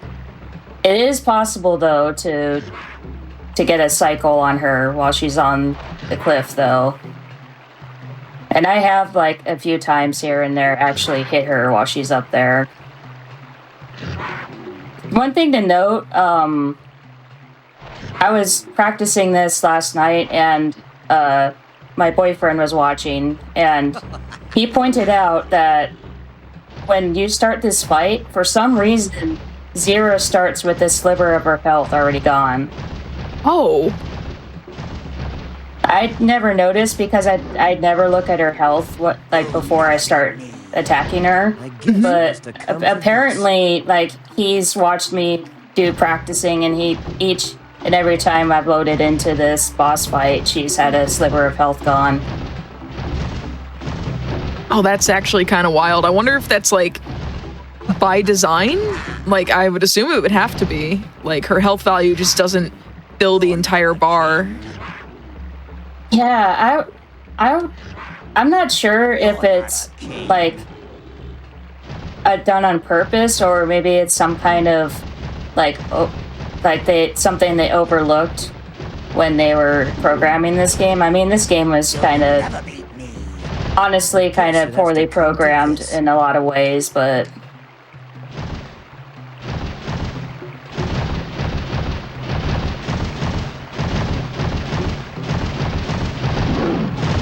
Yeah, and you see, she kind of sits farther back on the cliff, so it's a little hard to get, to get the pouncing animation off on her. It's more when she sits more forward on the cliff that you're more likely to be able to get a hit on her. But this fight, unfortunately, because of how difficult it is to get a hit on her while she's on the cliff, it's kind of like you have to wait for her to be done with the running around on the cliff and jumping back down before you can get... Oh, so that happened. Zero? I was kind of hoping that would happen, because I was just going to talk about how, for whatever reason, if she's in the middle of jumping and you go to jump on her, she'll, like, for some reason, just clip through the cliff instead and be like, okay, I'm back down on the ground now. And that is time. BG! I am so glad to have seen Zero just clip into the void. Oh my goodness.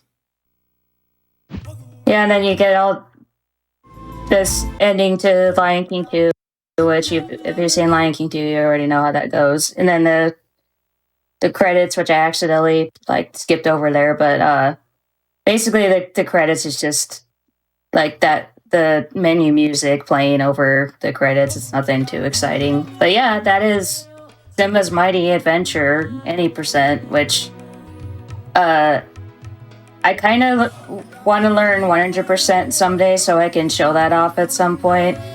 So I could show off a lot more of this game. But yeah, that's basically just kind of a little taste of what the game looks like. That was really enjoyable. I actually want to try playing this. I am very curious if it has like any retro achievements or anything, because I've gotten into the retro achievements scene a little bit. So like it'd be really interesting to like visit this game, see what it has to offer after like years of growing up on the Genesis version. So thank you for submitting this to the show. I'm really grateful to have it. Yeah, no problem. Like I pretty much saw you made a post about how you were wanting to see like older CD games, and I'm like, I got you, fam. Yeah. Like I saw the submission come in and I was like, there was a Lion King on PlayStation? Yo, let's go. Yep. But thank you again. Do you have any shout outs you want to do as we wrap up for our break before our last game?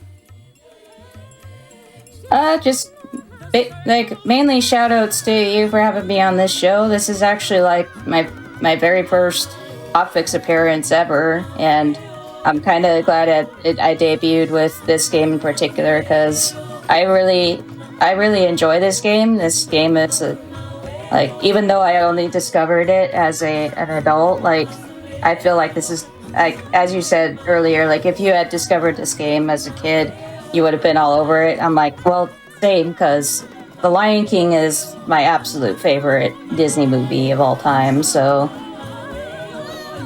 Yeah, that's like, I love The Lion King. I think The Emperor's New Groove edges it out for me a little bit, but Lion King is definitely like probably my second favorite Disney franchise. But again, thank you so much for submitting, and hopefully this gives you a good taste of what to expect from Hotfix. And consider submitting in the future, whether it's to my show or somebody else's, because we'd be thrilled to have you back. And congrats on having a great first Hotfix appearance. Thank you. I definitely plan on being in more hotfixes in the future. All right. Well, thank you again. We're going to be taking a quick break. Just a reminder, everyone, to take care of yourselves, to stand up, stretch, get a snack, get a drink. Join the official GDQ Discord while you're at it. Maybe add the Hotfix role to yourself. That's where you can keep tabs on upcoming events, talk with staff, and more. Use !Discord in the Twitch chat for more information. In the meantime, we're going to be coming back in just a few minutes with Kefka14 playing Bratz Rock Angels. This is a game I'm familiar with. It's been years since I've played it. And it is certainly a video game. So if y'all want to continue vibing tonight, be sure to stick around. We'll be right back after this break.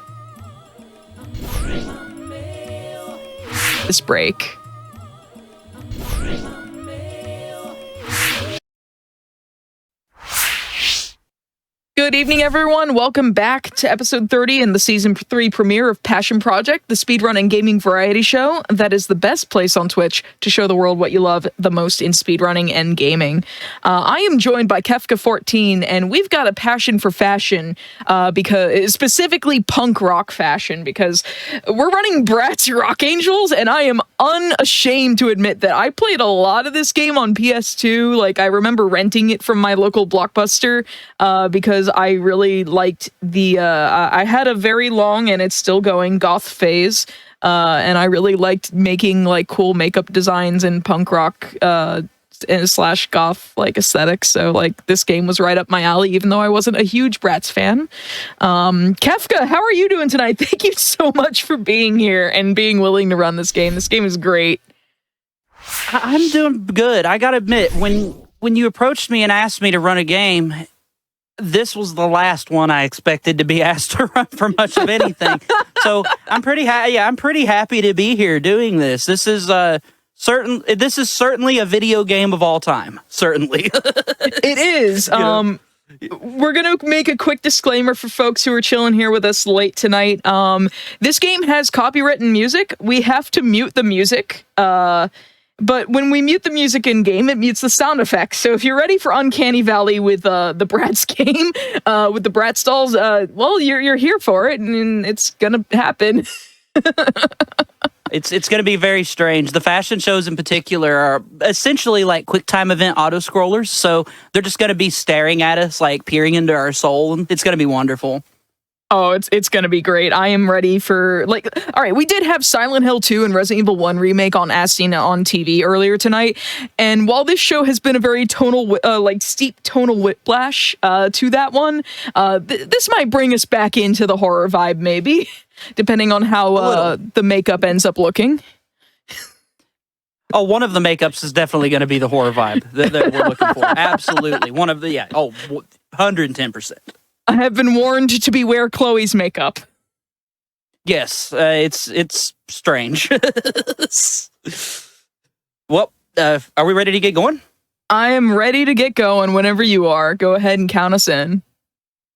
All right, we're just gonna go ahead and get started then. Here we go in 3, 2, 1, go. Okay, so get used to seeing this screen. There are a lot of loading screens in this game. And there's not a lot you can do about it.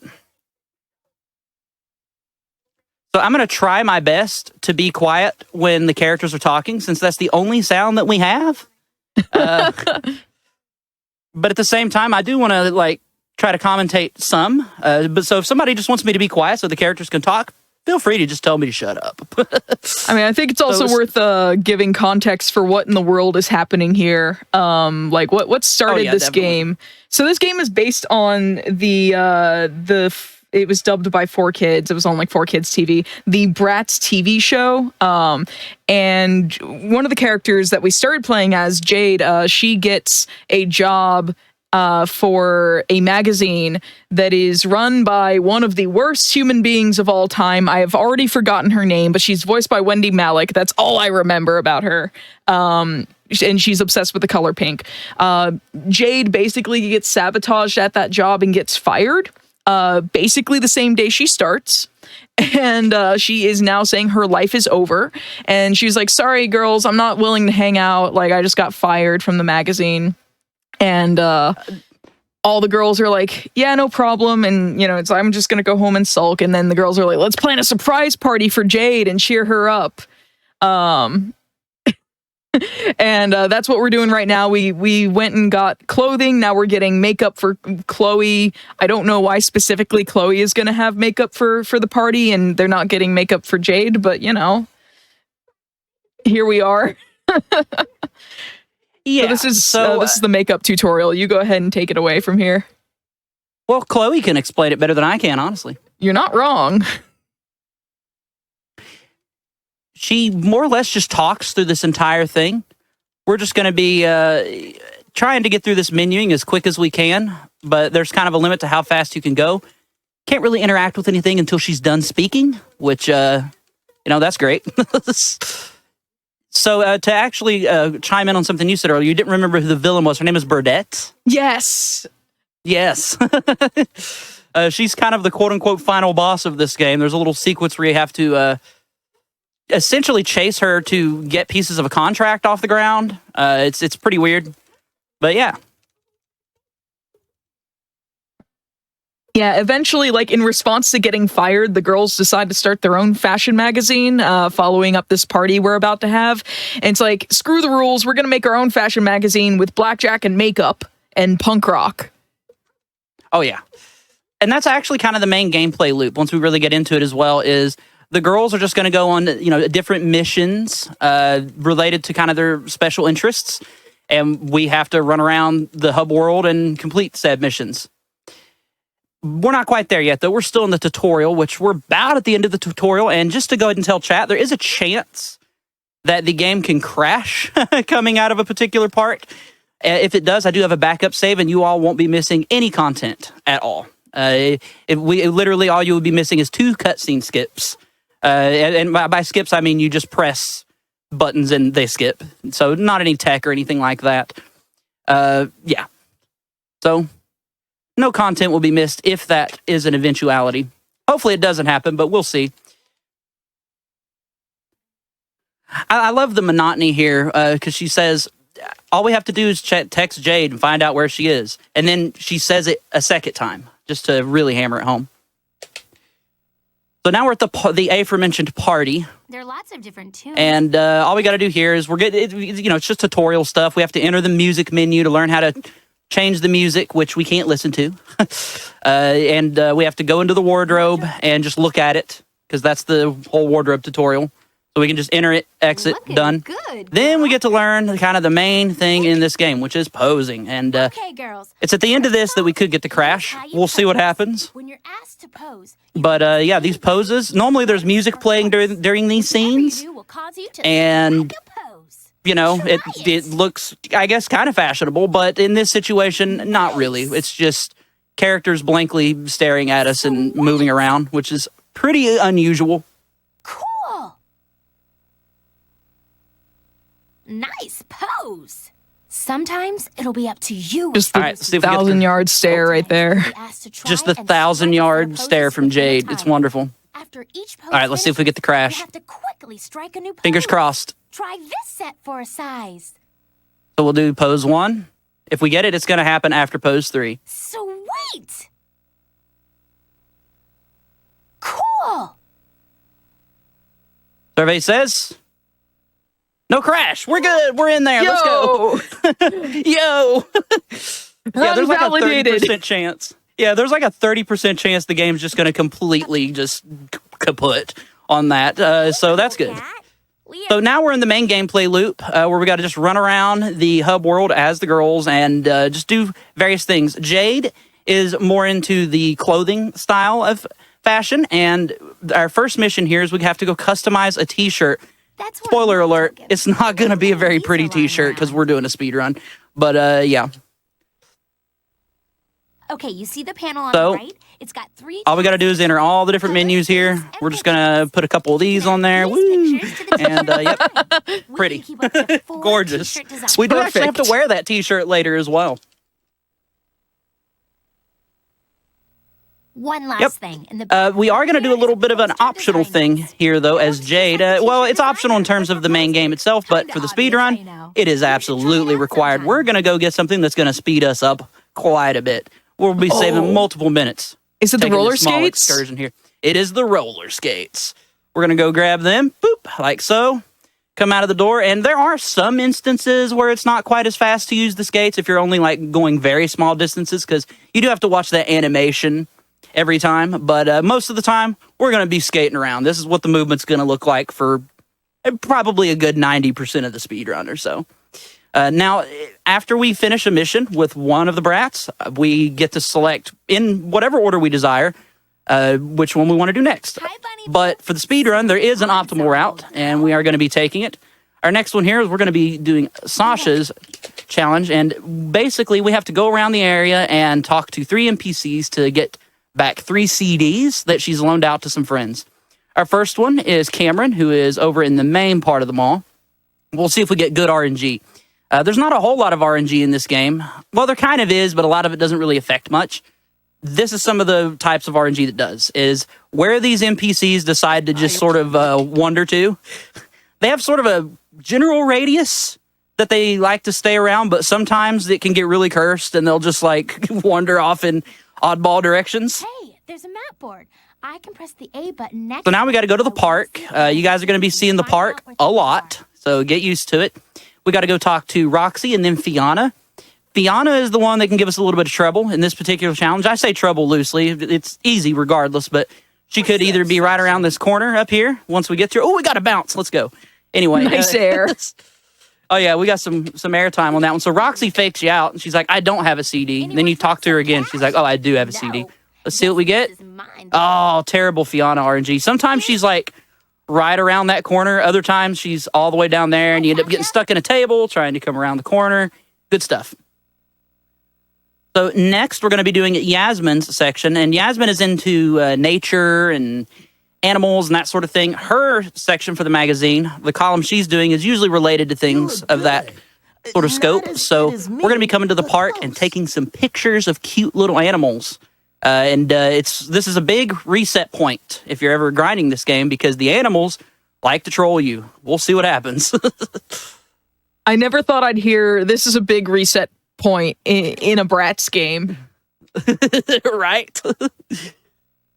So Yasmin's still rocking the Treasures outfit that we got earlier, which definitely a nice goth punk aesthetic, I gotta say. Especially I do like the socks a lot. Yes, the socks are definitely what sells it. Great. So here we're doing the learn how to take a picture tutorial. Why is it not letting me exit the camera? That's the basics. Oh, okay, there we go. So the game just bugged out for half a second there, and it didn't register that I had already zoomed in. So I had to just do it again.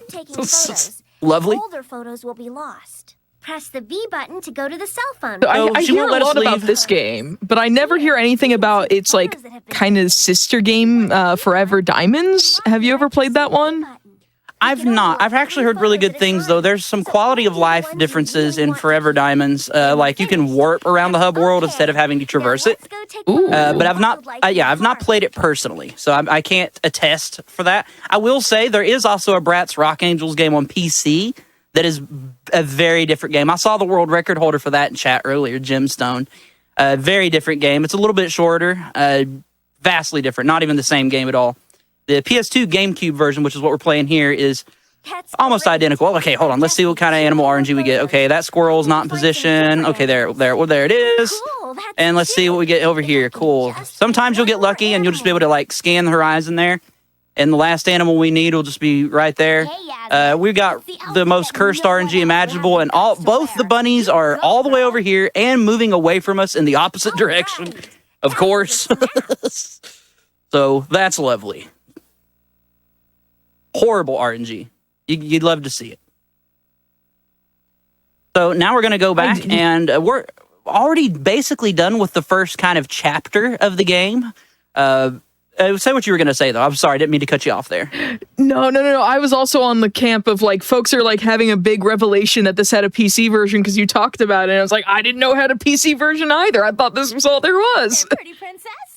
Yep, there's definitely a PC version. I've wanted to look into it, but I'm not a huge PC gamer myself. Yeah. But I've looked at the run. Very different game. Very different to this one. I mean, there's a lot of similarities, but it's not the same game. You know, the way I would like to explain it is that, like, it's the same game in terms of lore and, like, core elements, but the gameplay loop is vastly different. So we're going to be doing something preemptively here, and we're going to be giving Chloe a very bad haircut. Oh, boy. No offense to people that have this haircut. Yep. Yep, you already know what's happening. It's the Tweedle haircut. It is. So if we put the Tweevil wig on Chloe for something that's going to be happening a little later. Really go wild. And now we're doing the face painting tutorial. And this is our last time at the makeup bench in the whole game, unfortunately. New things you can use But in order to complete this section, we have to put a decal on Chloe. And spoiler alert, the decals look pretty bad in this game. Try it out. These are ready-made. So that's just what Chloe's going to look like for the whole rest of the run. It's horrible. It's not as bad as I thought it was going to be, but it's pretty bad. It is pretty garish. It's pretty bad. My favorite part is how the texture for the little, like, halo ring is, like, it's clipped off by the polygons on her forehead, so you can't even see the whole thing. Yeah, it's wonderful. So we're about to get to the end of this first section of the game and do our first fashion show. Coming into this next sort of section here, we're going to be kind of meeting our villains a little bit more. There's three of them. There's Burdette, who we mentioned earlier, but there's also her henchmen, the Tweevils, who are the quote-unquote mean girls within the series. Oh, stay away from us. I was talking Casey about them, and I ran straight up to them. Bit of a mistake there. So we're going to skip a few cutscenes here. And one thing that I want to mention about these cutscenes is that it's very cursed how you have to skip them. You have to press L and R simultaneously. What? Which is, right? I don't know what the buttons are on PS2. I want to say it's probably L2, R2, or some combination of that, you know? Yeah, it's awful. So we're going to be going over here, and what's going on is we found out that our villains have tickets to London to see a show that we want to go see. So we're just going to, chase the henchmen away by making them think there's a sale on pink items. And we're going to go steal the tickets, because that's totally how plane tickets work. Totally legal. We don't commit any crimes in this game. None. Not one. I mean, Chloe looks close enough to a Tweevil with the wig, so, maybe she could pass it off. She's going to look a lot more like a Tweevil here in a minute. a lot more. Minus the face makeup, I suppose. Yeah, we bring the poster to them, and now one of them, I guess, is distracted and like, oh my goodness, there's a pink sale. And turns out there kind of actually is a pink sale. Unfortunately, you can't buy this earlier. If you could, it would save a huge amount of time. It would save this whole trek. I've tried every way in the world to find a way to get this early. Nope, not happening. But we're going to go get a Tweevil dress and Tweevil shoes now. It could be important. Oh, Chloe, you poor soul. Oh, yeah. We're going to be rocking the hot pink here in a moment.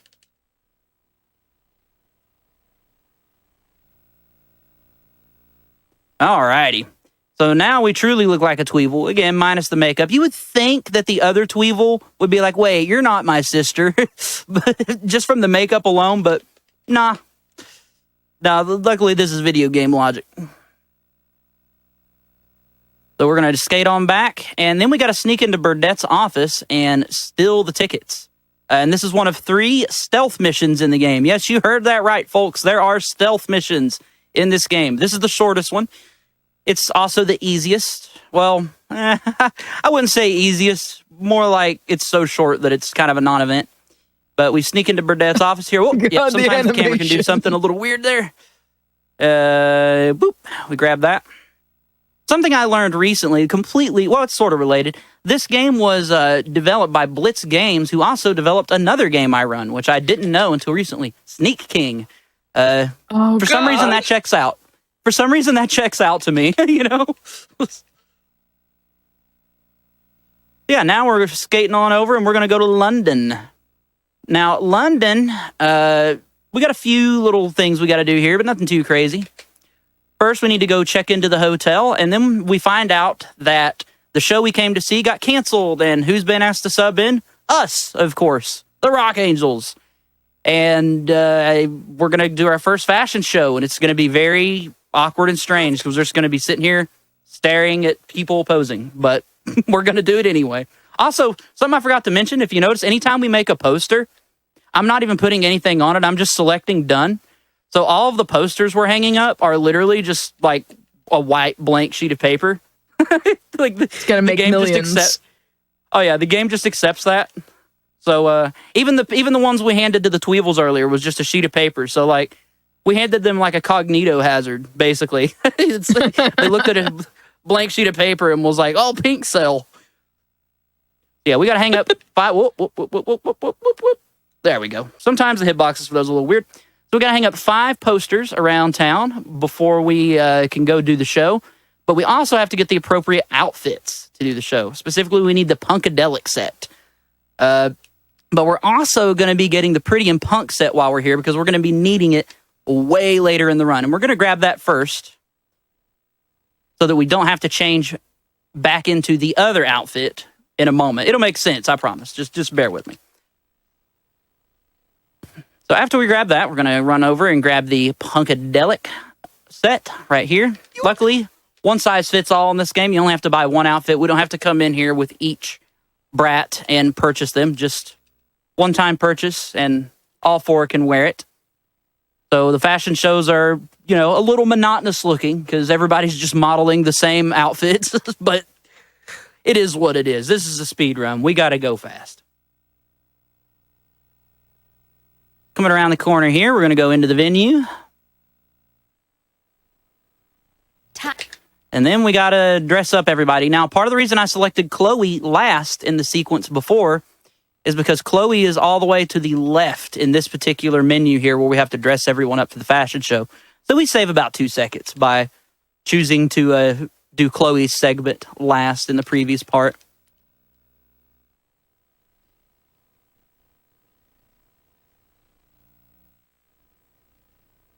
I hope you're ready to just stare at stuff for a good 2 minutes, folks, because that's about what's gonna happen here.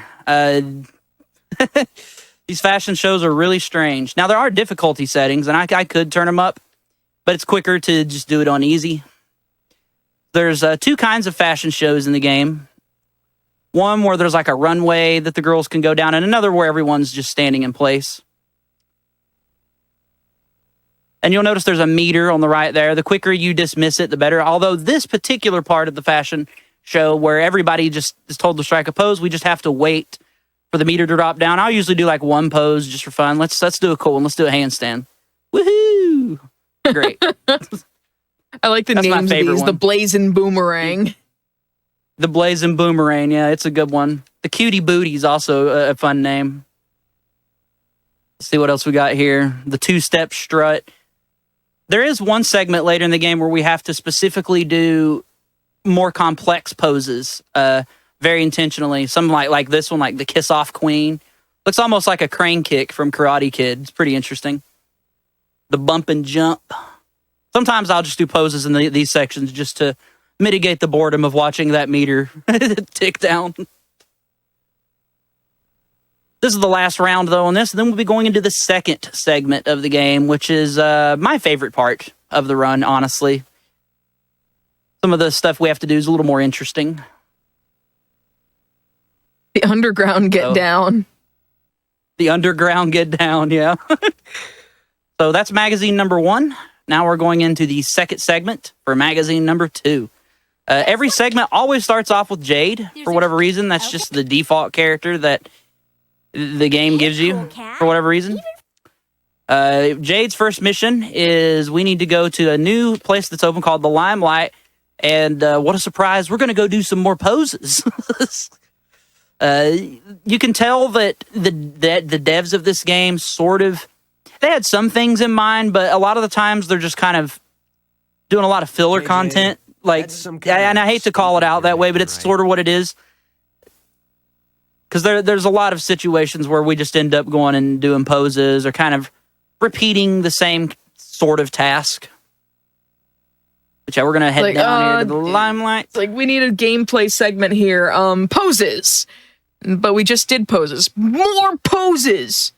I have went the complete wrong way. Hold on. I sure did. This is going to be interesting. Yeah, the Limelight section is in the third segment of the game. Awesome. It's all right. We'll be okay. So this segment here, what we actually have to do, my bad, is take pictures of 3 different girls that have a particular necklace on that we want to do a write-up on. The first girl is normally in the mall, but we're doing them a bit out of order now, so that's interesting. Our second girl is right here, and unfortunately, you can't take pictures when you're on your roller skates. Make that look okay. 2 down, 1 to go. I like that she's just basically a Yasmin clone. Oh, yeah. Wow, we got some serious air on that one. We got a couple bounces even. Yeah. I liked how her hair, like, flipped around, too. Pretty interesting. There's some pretty wacky hair animations later, too. There's one stealth segment we do as Yasmin, and her hair looks like... I don't even know how to describe it. It's really strange looking.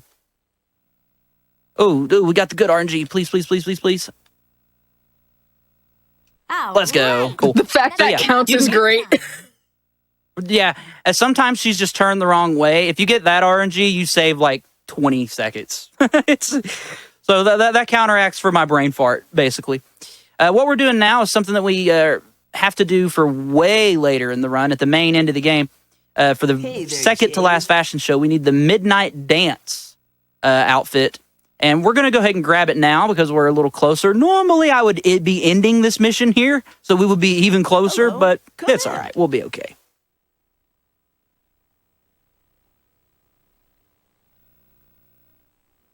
Yep, we're purchasing that for extremely later. And we're heading on up. I like how you mentioned that there's a lot of loading screens, and honestly, loading screens is a lot of what we've been seeing tonight, and probably what we'll be seeing for a lot of this particular season of Passion Project, because if you didn't have a good loading screen in this era of gaming, like, what were you even doing with your life as a developer? This game is like 99% loading screens, in a sense. It really is. It's created a lot of interesting contention too with the speedrun leaderboard, because different variations of consoles will load slightly faster or slower, and it's always an interesting discussion. Hey there. Yeah, because I mean, this game's available on PlayStation 2, which means it is among the PlayStation Nation perpetual problem of what model of PS2 loads the fastest. Can I get that model? So now we're heading to the Limelight to do some poses. Yeah, I think what happened in my brain when that happened is I looked at the pants Jade was wearing, and I was like, oh yeah, when I see this means go to Limelight. But in my hubris, I failed to realize that everyone's wearing the same outfit.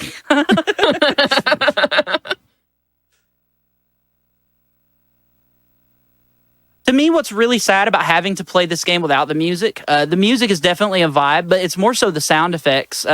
Granted, there's not a whole lot of them, but what is there it's okay. It's subtle, but it's there, you know? You don't realize what you have until you have to not have it anymore. Oh yeah, you can't appreciate what you had until it's gone, definitely. Exactly. One of the odder things about running this without sound as well is the lack of audio feedback for menu-related things. Oh, yeah. Yeah, it makes it pretty interesting. I might play certain menu things a little bit safer. Oh, missed a pose there. a little bit safer when I don't have the feedback for that, because I won't be as sure if I hit this, correct thing, because I'm listening for specific dings and this and that.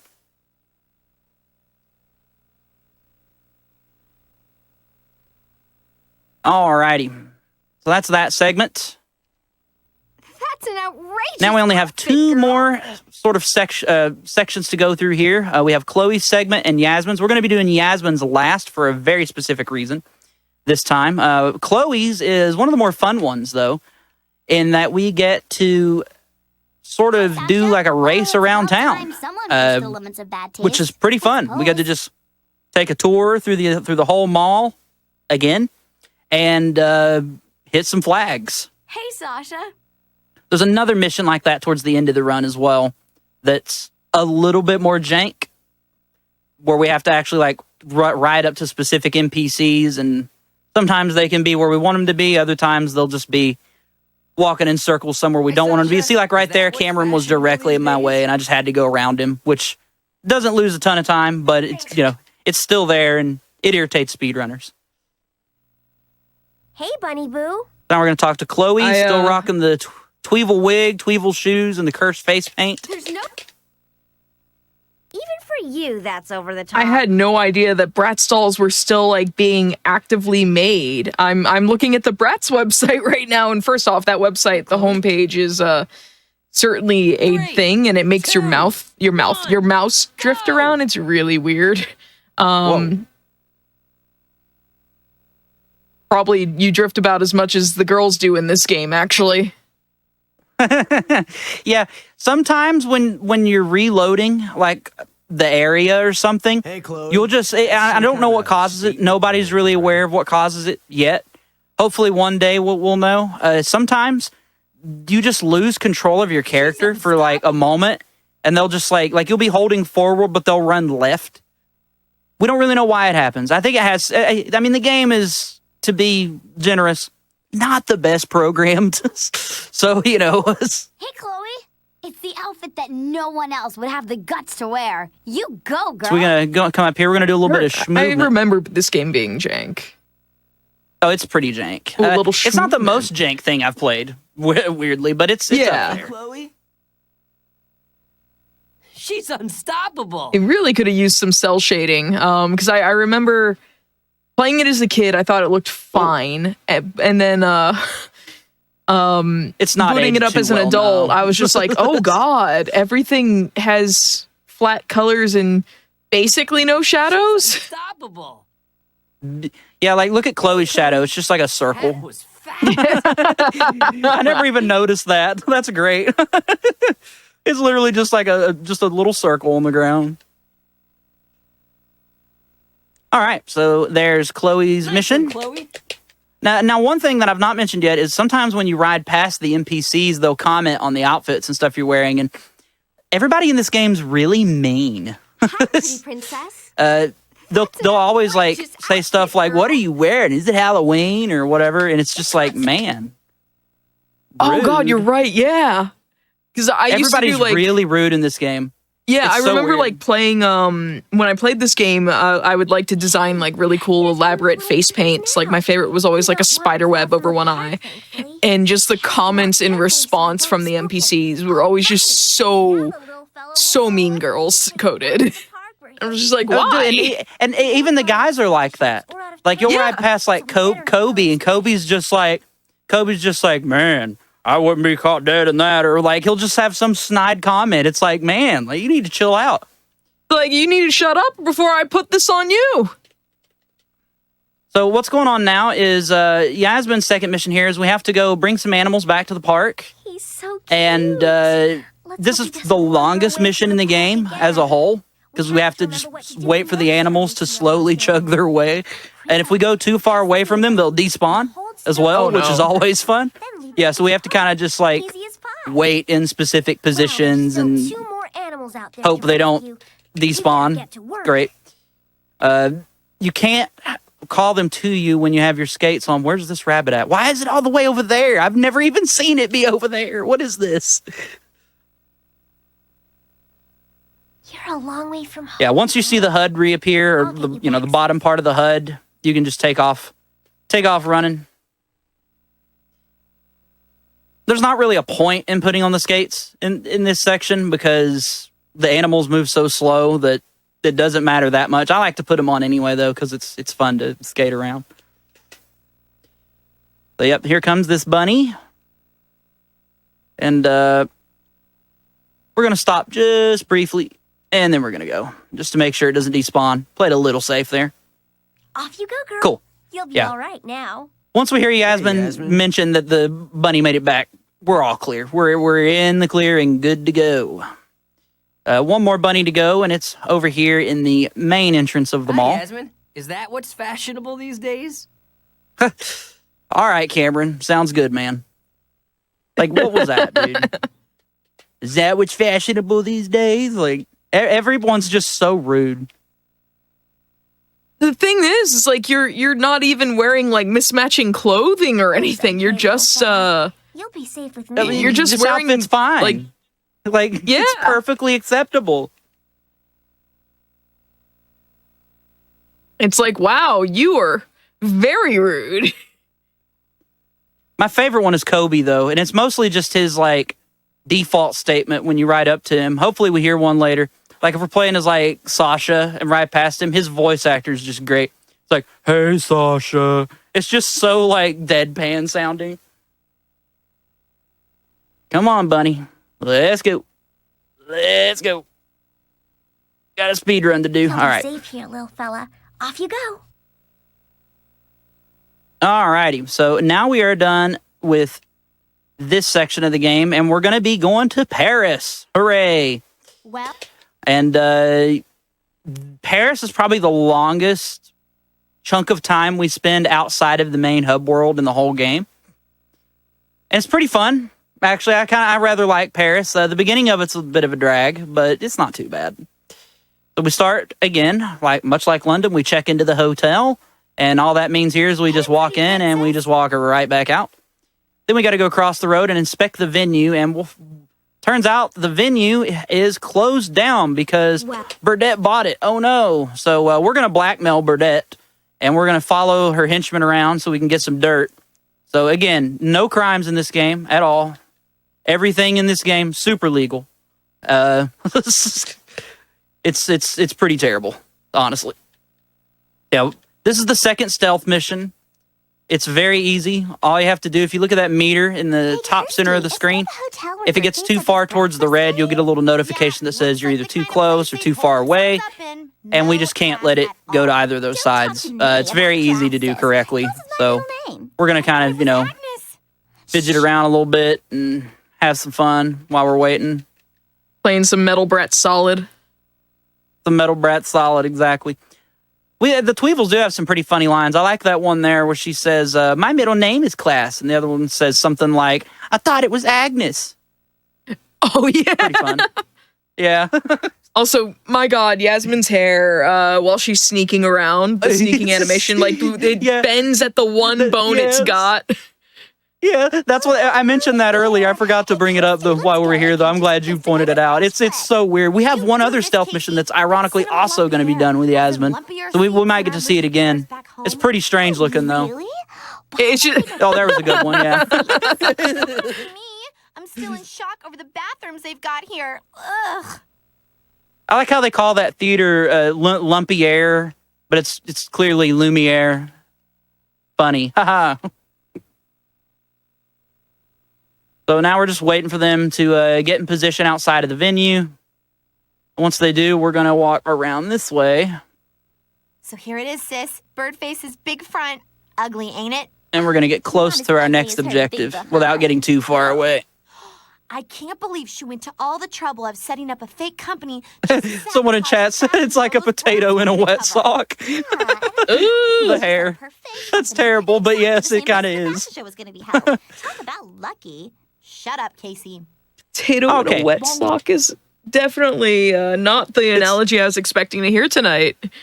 But it's ironically like it's the right really one. Accurate. Yeah, it's the right one. So we got to buy a couple outfits. We're going to go ahead and pick up the Ooh La La set for the fashion show coming up. Fashion show's not for a moment, but it's quicker to just go ahead and buy it now so we don't have to make a second trip into the store. Then we have to pick up the sneaking outfit, or like espionage outfit, if you will, because we're going to go take a incriminating photo of Burdette so we can blackmail her. You know, the brats are supposed to be the good, quote unquote, good guys here, the optimistic protagonist, but they do some pretty questionable things. There's one in the third section I'll point out that's like it's really sus, honestly, the more I've thought on it. When you run a game over and over, though, you tend to overthink everything about it, so. All right. So here we are. We're going to take a picture of Burdette. Bam. Like so. I don't know what's so incriminating about it, but apparently she just doesn't want people to see that for whatever reason. Like, how dare you show me in my self-care routine? Exactly. As if other people don't do this. Folks are asking, how in the world do you end up wilding? Speedrunning such a wild game. I almost said wilding is such a speedrun game. So, while we hang these blank posters in Paris, I'll explain. So, I speedrun a ton of different games. I've been speedrunning for about 12 years. Just all sorts of weird stuff. I'm definitely more into niche and kind of unexplored games because I like discovering new stuff. This game in particular, though, I had a viewer who played it a lot as a kid and just kept requesting it. Shout outs to Rex. And she was like, hey, you should run this. And I finally just caved in one day and was like, you know what? Bet. Bet. I'll absolutely run this. And joke was on me. It's actually kind of fun. It's definitely a more chill speed run. There's, there are ways to lose time, and there are parts of it that are, quote unquote, a little more intense. But it's one of my more chill speed games, for sure. You can just kind of sit back and relax and play through the game, you know? Not every speed run has to be just nuclear movement all throughout it, you know? Oh, yeah. Now we're putting on the Ooh La La outfit for the second fashion show. And this one's pretty long. And this one's going to be even more uncanny because this one is a runway show. And what that means is all the brats are going to do a series of poses, but they're also going to walk down the runway and just stare at us to no music. It's just really weird looking. It's great. Yeah, someone's asking, like, I can't figure out the goal of this game. Is it to take pictures of people? Sometimes, basically what happens, if you weren't here at the start of the run, Jade, who's the one with the, wide black hair with the pigtails, she got a job at a fashion magazine, and got fired in the same day, basically, because it was run by an absolute tyrant, horrible person named Burdette, and her two intern henchmen, the Tweevils, or the Evil Twins, Casey and Kirsty. In response to getting fired, Jade's friends throw a surprise party for her, and they decide, hey, you know what? We could start our own fashion magazine with blackjack and punk rock. And they all decide to take on tasks to create columns and articles and picture spreads for the magazine. And that's basically what all the missions are. It's all a bunch of tasks to put together a magazine. And then you have fashion shows around the world, starting in like London. We're in Paris right now. We're not even going to talk about Chloe's awful makeup and wig here. Yeah, that's a different conversation. Yeah. We're not going to talk about how she ended up being the fashion disaster that she is right now. But yeah, it's basically like you're doing a fashion magazine to rival the one that Jade got fired from at the start of the game. And it may or may not include stealing tickets to London and taking incriminating photos of someone in their self-care routine. The person we took a picture of doing the whole face mud and cucumber eyelid thing was Bernadette, who runs the opposing magazine that we got fired from. Is there an actual term for the cucumber eyelid thing? Because you called it the cucumber eyelid thing as well. Is there like a real term for that? I have no idea. To the Googles. to Google we go. But yeah, each girl is responsible for sort of a different element or segment of the magazine. And yeah, the gameplay loop is basically just fulfilling various tasks to turn them into part of the magazine. You do get the option to flip through the magazine after each segment as well and look at what you did. I've never done that.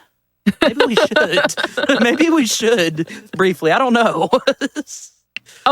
Cucumbers, when they're used as a beauty remedy for the eyes, they are called a cool compress. In theory, there's evidence that suggests that applying cucumbers directly to the eyes can help some soothe puffiness and reduce dark circles under the eyes because they have anti-inflammatory and hydrating properties. Okay. Well, we're learning something tonight, chat. We're learning something. I know, like, the mud that goes on the face is like facial mud or something like that, and it probably also has, like, clarifying properties or something. I'm not entirely sure. All right, so now we're in the final stretch of the run. What we're doing here now is, if you recall, way back at the beginning of the run, we made a custom t-shirt with Jade, and there's a new place that has opened called, I forget the name of this store. It's like a place where you can go and get, like, photos done of yourself.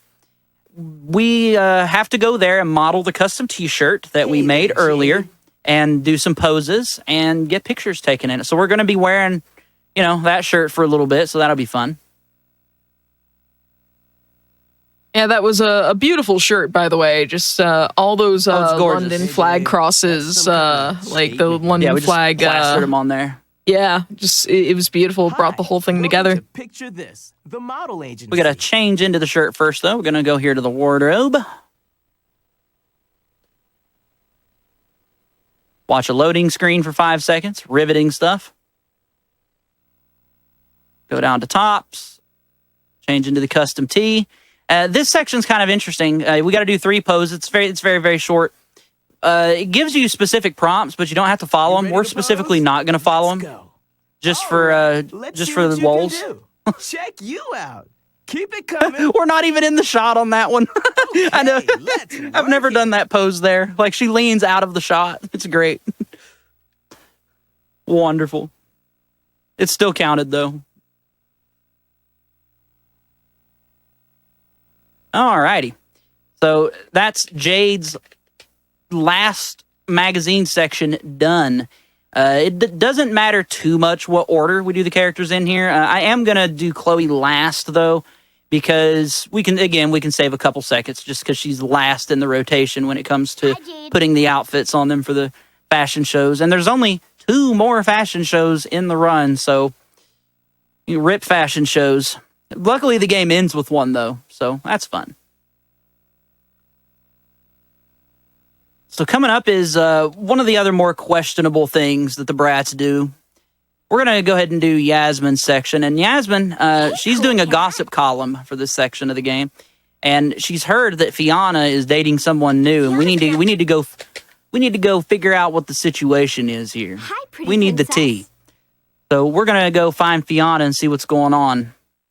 And some of the things Yasmin says in this are very, very questionable.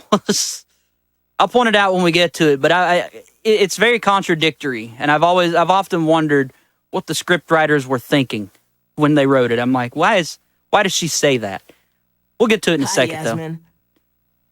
Yeah, so here's Fiona, and for the last stealth mission of the game. There's so if you missed the potato in a sock hair model, we got more of that going on. We're gonna grab this coin. This token looks kind of cool. I'll bet there's more of those to find. We didn't need it. I just wanted to hear her talk about it. We didn't need it at all. And we lose no time to grab it. Since we don't have as many sounds, I'm trying to make sure as many speech-related things are shown off as possible without sacrificing the estimate of the run. So we're following Fiona into this section of the park here, which was previously closed. And she's the hair is doing a great jaunt. Oh, yeah, it's great. A nice little jovial dance. It really does look like a dance. All right, so turns out she's meeting Kobe. Ooh, scandalous. So we got to take 3 pictures of her to post in our magazine. secret date with Kobe, huh, Fiona? Bad karma, Fiona. You shouldn't feel you have to hide your dates from your friends. Still, who am I to judge? So everything Yasmin says there is very questionable to me. She says, bad karma, Fiona. You shouldn't feel you have to hide your dates from your friends. Still, who am I to judge? And I want to point out, she's absolutely judging. First of all, she says bad karma and comments on it. Second of all, she's just randomly putting this in her magazine. Yeah. For everybody to judge it. What is wrong with you, Yasmin? You run this game long enough, you just start to lose your mind and think about these things. And I was like, wait a minute, that's very hypocritical. All right. So I meant to do Chloe last and just brain farted because I was rambling about the ethics in this game. It doesn't matter, though. We're now going to be going back to the limelight to learn about advanced poses. So you're going to get to see some of the more crazy-looking poses in this game. And by advanced, I mean they're as difficult as just pushing one button twice and another button once. Nothing too crazy, but still. It's about time someone pushed the limits of bad taste. I Dang. suppose. Man, the characters are so rude. Fiona was just like, about time somebody pushed the limits of bad taste. Good Lord, man. Everyone in this game is so angry. The Tokyo Go-Go. The Tokyo Go-Go, it's a good one. Rock and Rebound's pretty good. Her body turns a little unnaturally in that, too. It was, I don't know, I got a bit of an Exorcist vibe off of it for a second there. The Breakdown, that's a good one. Let's see, BBX is the Kiss Off Queen. I showed off that one earlier. It's a pretty good one. The Beauty Bounce, also pretty decent. Another BBX. Like I wish I knew why they decided to like give you the ability to do alternative fashion in a game where it is clearly not accepted. Right. Like where all the NPCs are just going to be rude for you doing what the game asks you to do. What's even crazier is if you walk up to the NPCs in like your default outfits, they compliment you. They're just like, oh, you look nice today. It's like, what's the point of even spending all this money on all these clothing lines? Why are we doing this? It's like you can sit there and have like a complete, like the different clothing lines in the game have sets of clothes that you can mix and match, but like there are very clearly intended like matches for the tops and bottoms and stuff. And you'd think that like mixing and matching with like clashing colors or something, you'd think that they would program like that to be the time where the NPCs, you know, just kind of are really rude to you. And like if you have a matching pair of clothes, like it would they then compliment. But no, it's just like if you're just not in your default outfit, it's like, you look awful today. All right. So we're creeping up on the end of the game. We've still got a little bit to go for sure, but we're getting there. This is the last part for the magazine. We have Sasha's mission, which is one of my favorite ones in the game, actually. We have to ride around town and get sponsors. And what that really means is we just ram our face into them as hard as we can, and it counts, which is pretty fun. Oh, there's shoes. There are shoes to like. Go. What do you, wow. Like, so if you just have like the wrong pair of shoes, they're just like, yo, that's ugly. Like wearing black shoes with a brown belt or vice versa. I wonder if it counts with the roller skates too. Is it like, Halloween already? What are you wearing? Dude, that was so rude. He literally said, is it Halloween already? What are you wearing? Like man. Somebody in my chat a while back said something along the lines of their personal headcanon is that it's more so like the brats just continue like doing their thing regardless to the adversity of people being rude. It's like they're just rocking it regardless. I like that headcanon. It's definitely more optimistic. Oh yeah, definitely more empowering. Someone brings up that the PC version of this game can be finished in under 30 minutes. It's a very different gameplay loop. It's basically not quite the same game. Same story, same like overarching plot, or if you can call it an overarching plot. Same plot, but it's like a completely different game. So now we are going to the second to last fashion show. Then we have kind of one more little jaunt around the world, very tiny, before the game ends. If you remember a little bit earlier on, I went and bought the Midnight Dance outfits. Normally you would have to go and buy them here, but since we already bought them, we can just go straight onto the show. Saves quite a bit of time. And this last show here, this is the last runway show, unfortunately, so no more runways. If anybody's got any interesting campfire stories, this is a good time because this section's fairly long. Interesting fact about the Midnight Dance outfits, it's like an all-in-one outfit, so we don't have to actually change the top and the bottom. We can just select it and move on. It's pretty cool. Yo, I am here for that. Only one, like, the less menuing, the better in a speed run. Oh, absolutely. I'm so bad at menuing, too. I'm more of a movement-based speedrunner. Menuing is my kryptonite, for sure. Like, I am also pretty bad at menuing and prefer, like, movement-heavy games, but every now and again you find a gem like this where it's like, you know what? This is absurd enough to be fun, and I can look past the menuing. I do like that top, though. Like, real talk, it's a very pretty purple. It is. I like the patch on the jeans, too. It's quite nice. The stitching There's actually looks good. legitimately some really cool outfits in this game. We've had a lot of fans of this game come in. Yeah. There's a lot of fans who have come into the chat of this game, and like one of which I remember seeing like saying how like of all the Bratz games, this one had like the best outfits. And now this makes me want to play Forever Diamonds and just see what that game is like. I need to look into Forever Diamonds. That's on my to-do list at some point. Because I hear it's a little more friendly to speedrun, or rather not friendly, there's just less backtracking. You can actually like warp to different locations, or, you know, it's like a menu option.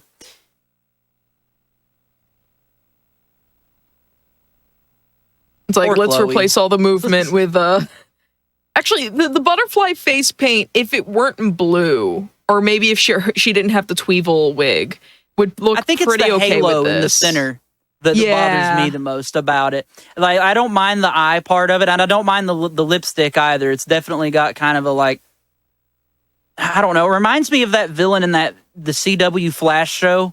What was her name? Killer Frost, I think it was.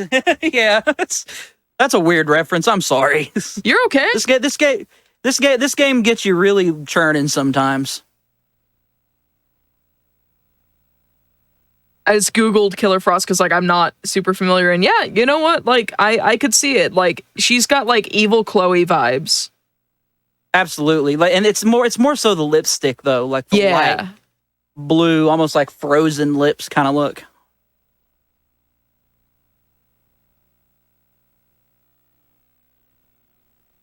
So coming up is going to be the last section of the game, which is almost like the heist part. It's not literally a heist. Oh wow, nice hair, Jade. That was weird. Yeah, it went like through her body. She was just a floating head for a second.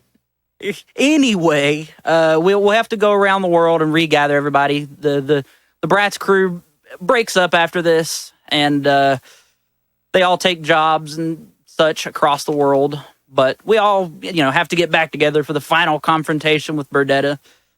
Or, my bad, Burdette. Jade, honey, what was with your hair? Dude.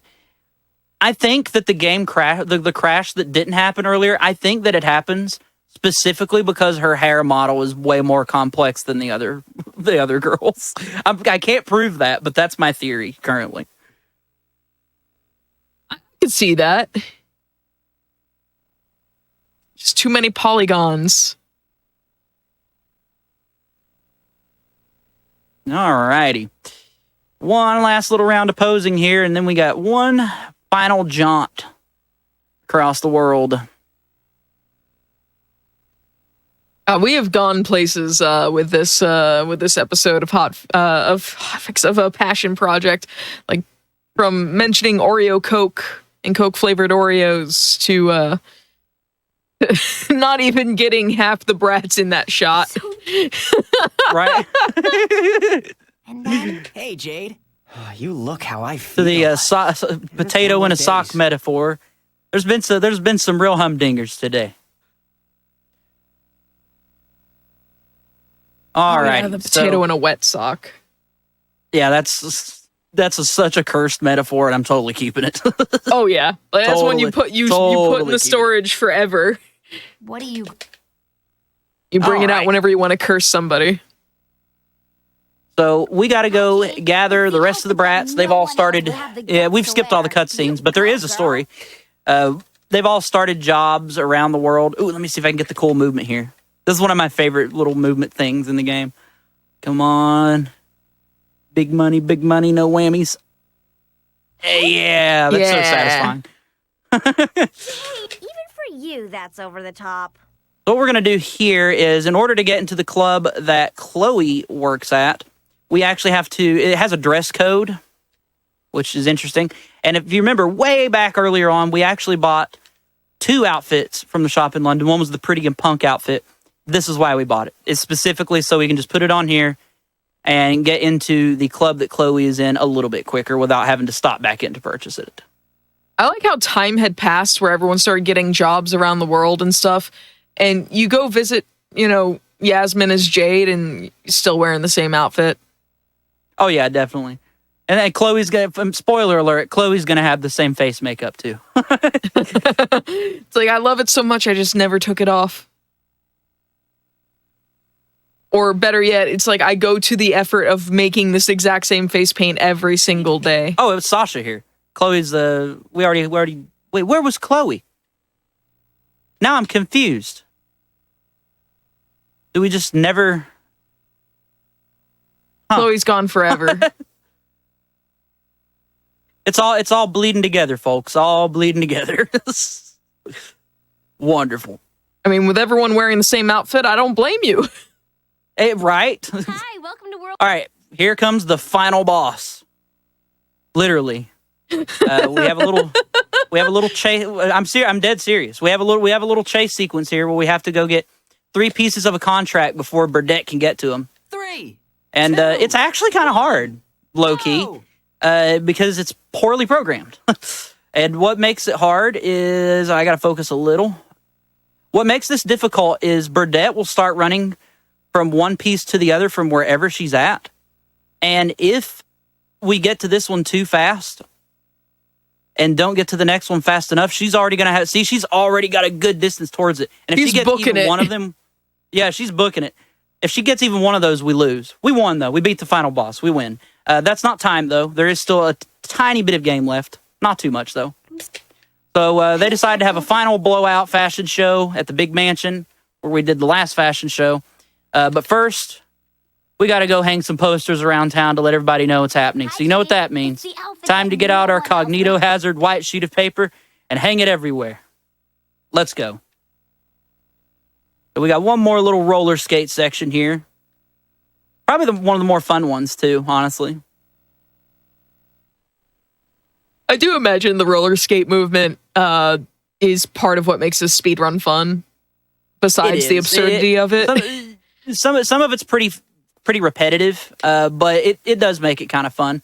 And there is tech to it as well. You'll notice, like, when I get to this one here, I'll do like a skid like that in order to be able to turn with a bit of a sharper line and stuff. So there is there's a little bit of sauce to it compared to what you would expect out of a game like this.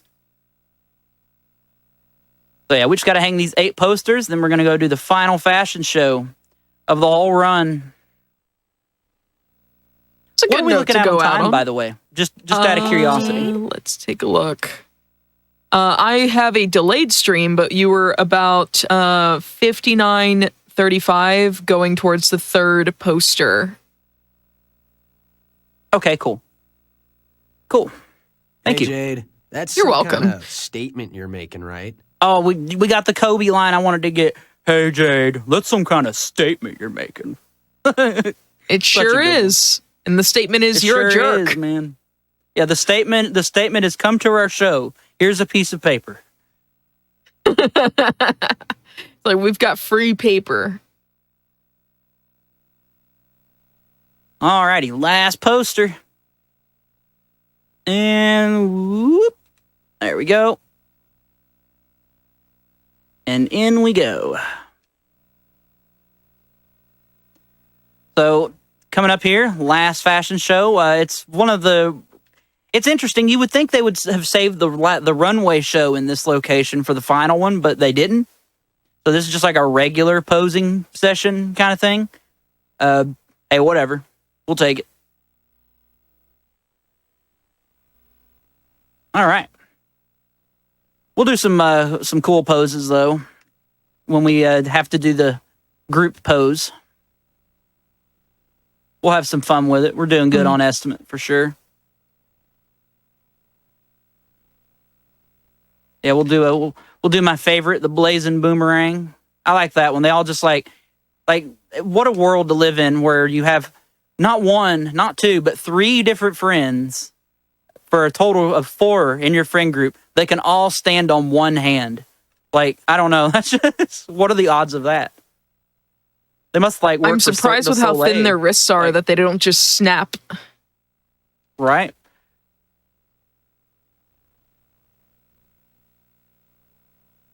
There's that. Let's do this pose, whatever this is. The flash and dash. Oh, that's a cool one. Yeah, I like that one. That's all right. Yeah, that's cute. Let's do another blazing boomerang. I just like, I really like the handstand one because they like off centers them off screen and it just looks kind of wacky. All right, coming up on the main end, we got to do a pose with Jade, pose with Chloe. There's Rex. I was wondering when Rex was going to show up in chat. I want to make it very clear, Rex, this is your fault that this is happening in the most loving way possible. That's who I mentioned earlier who got me to run this game. All right. So as soon as I press B on this, it's time. But just for fun, let's just turn through this magazine because I've never done it. Oh, those pictures are so cursed. I like how it puts your pictures in there. Oh, it put the handstand one of Jade in there. She's like not centered in the photo. Let's go. Okay, all right, ready on time in 3, 2, 1, time. GG. Thank you. And we are going to have the credits muted. Yes, because I'm it mute is it on mine too, just in case. Just in case. Just because that will get caught. That's one thing y'all need to be aware of. If you run this game, your Twitch VODs are going to get muted if you play with music on.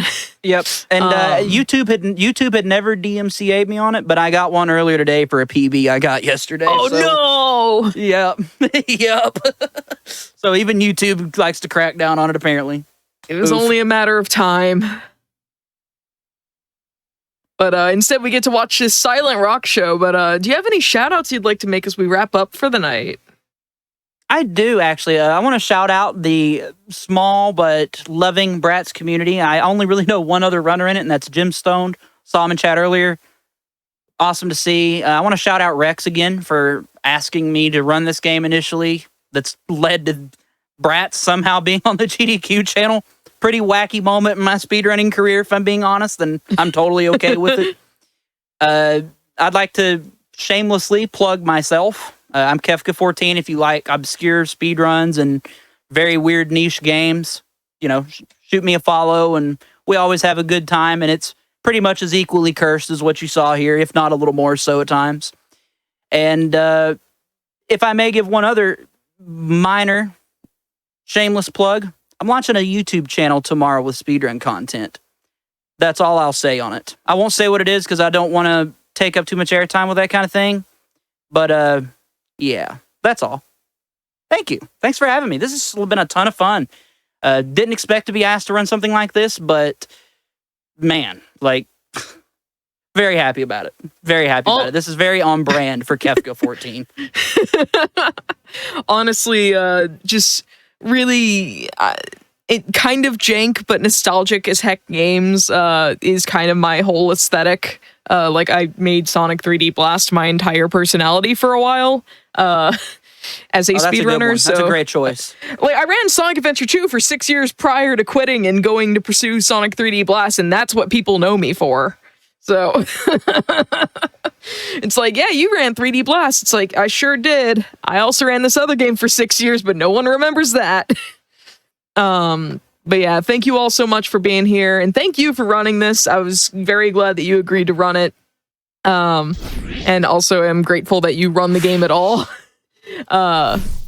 So just to let you all know that tomorrow we're going to have a really awesome Tony Hawk 25th anniversary special at 1 p.m. Eastern. So thank you all for being here tonight, and please look after yourselves and your loved ones. Drink some water, stretch your legs, eat a snack, take your medicine or vitamins if you need to, and remember that you are valid and deserve all the best. Passion Project will be back again in 2 weeks, Friday, starting around 10 p.m. Eastern as usual, on October 11th. I can dates, right? Yeah, October 11th. I'm actually getting the Croc community involved on Passion Project, and we're looking at a race of max % Croc 2 and a glitch showcase of the game. So that's going to be really, really cool. So tune in on October 11th for that. And if you missed out on either As Seen on TV or Passion Project tonight, stay tuned as we do replay both those shows after the break. So we're going from Bratz to Resident Evil to Silent Hill back to Nicktoons and doing it all over again. So stay tuned tomorrow at 1 p.m. Eastern for that Tony Hawk special, and have a great rest of your night. Bye.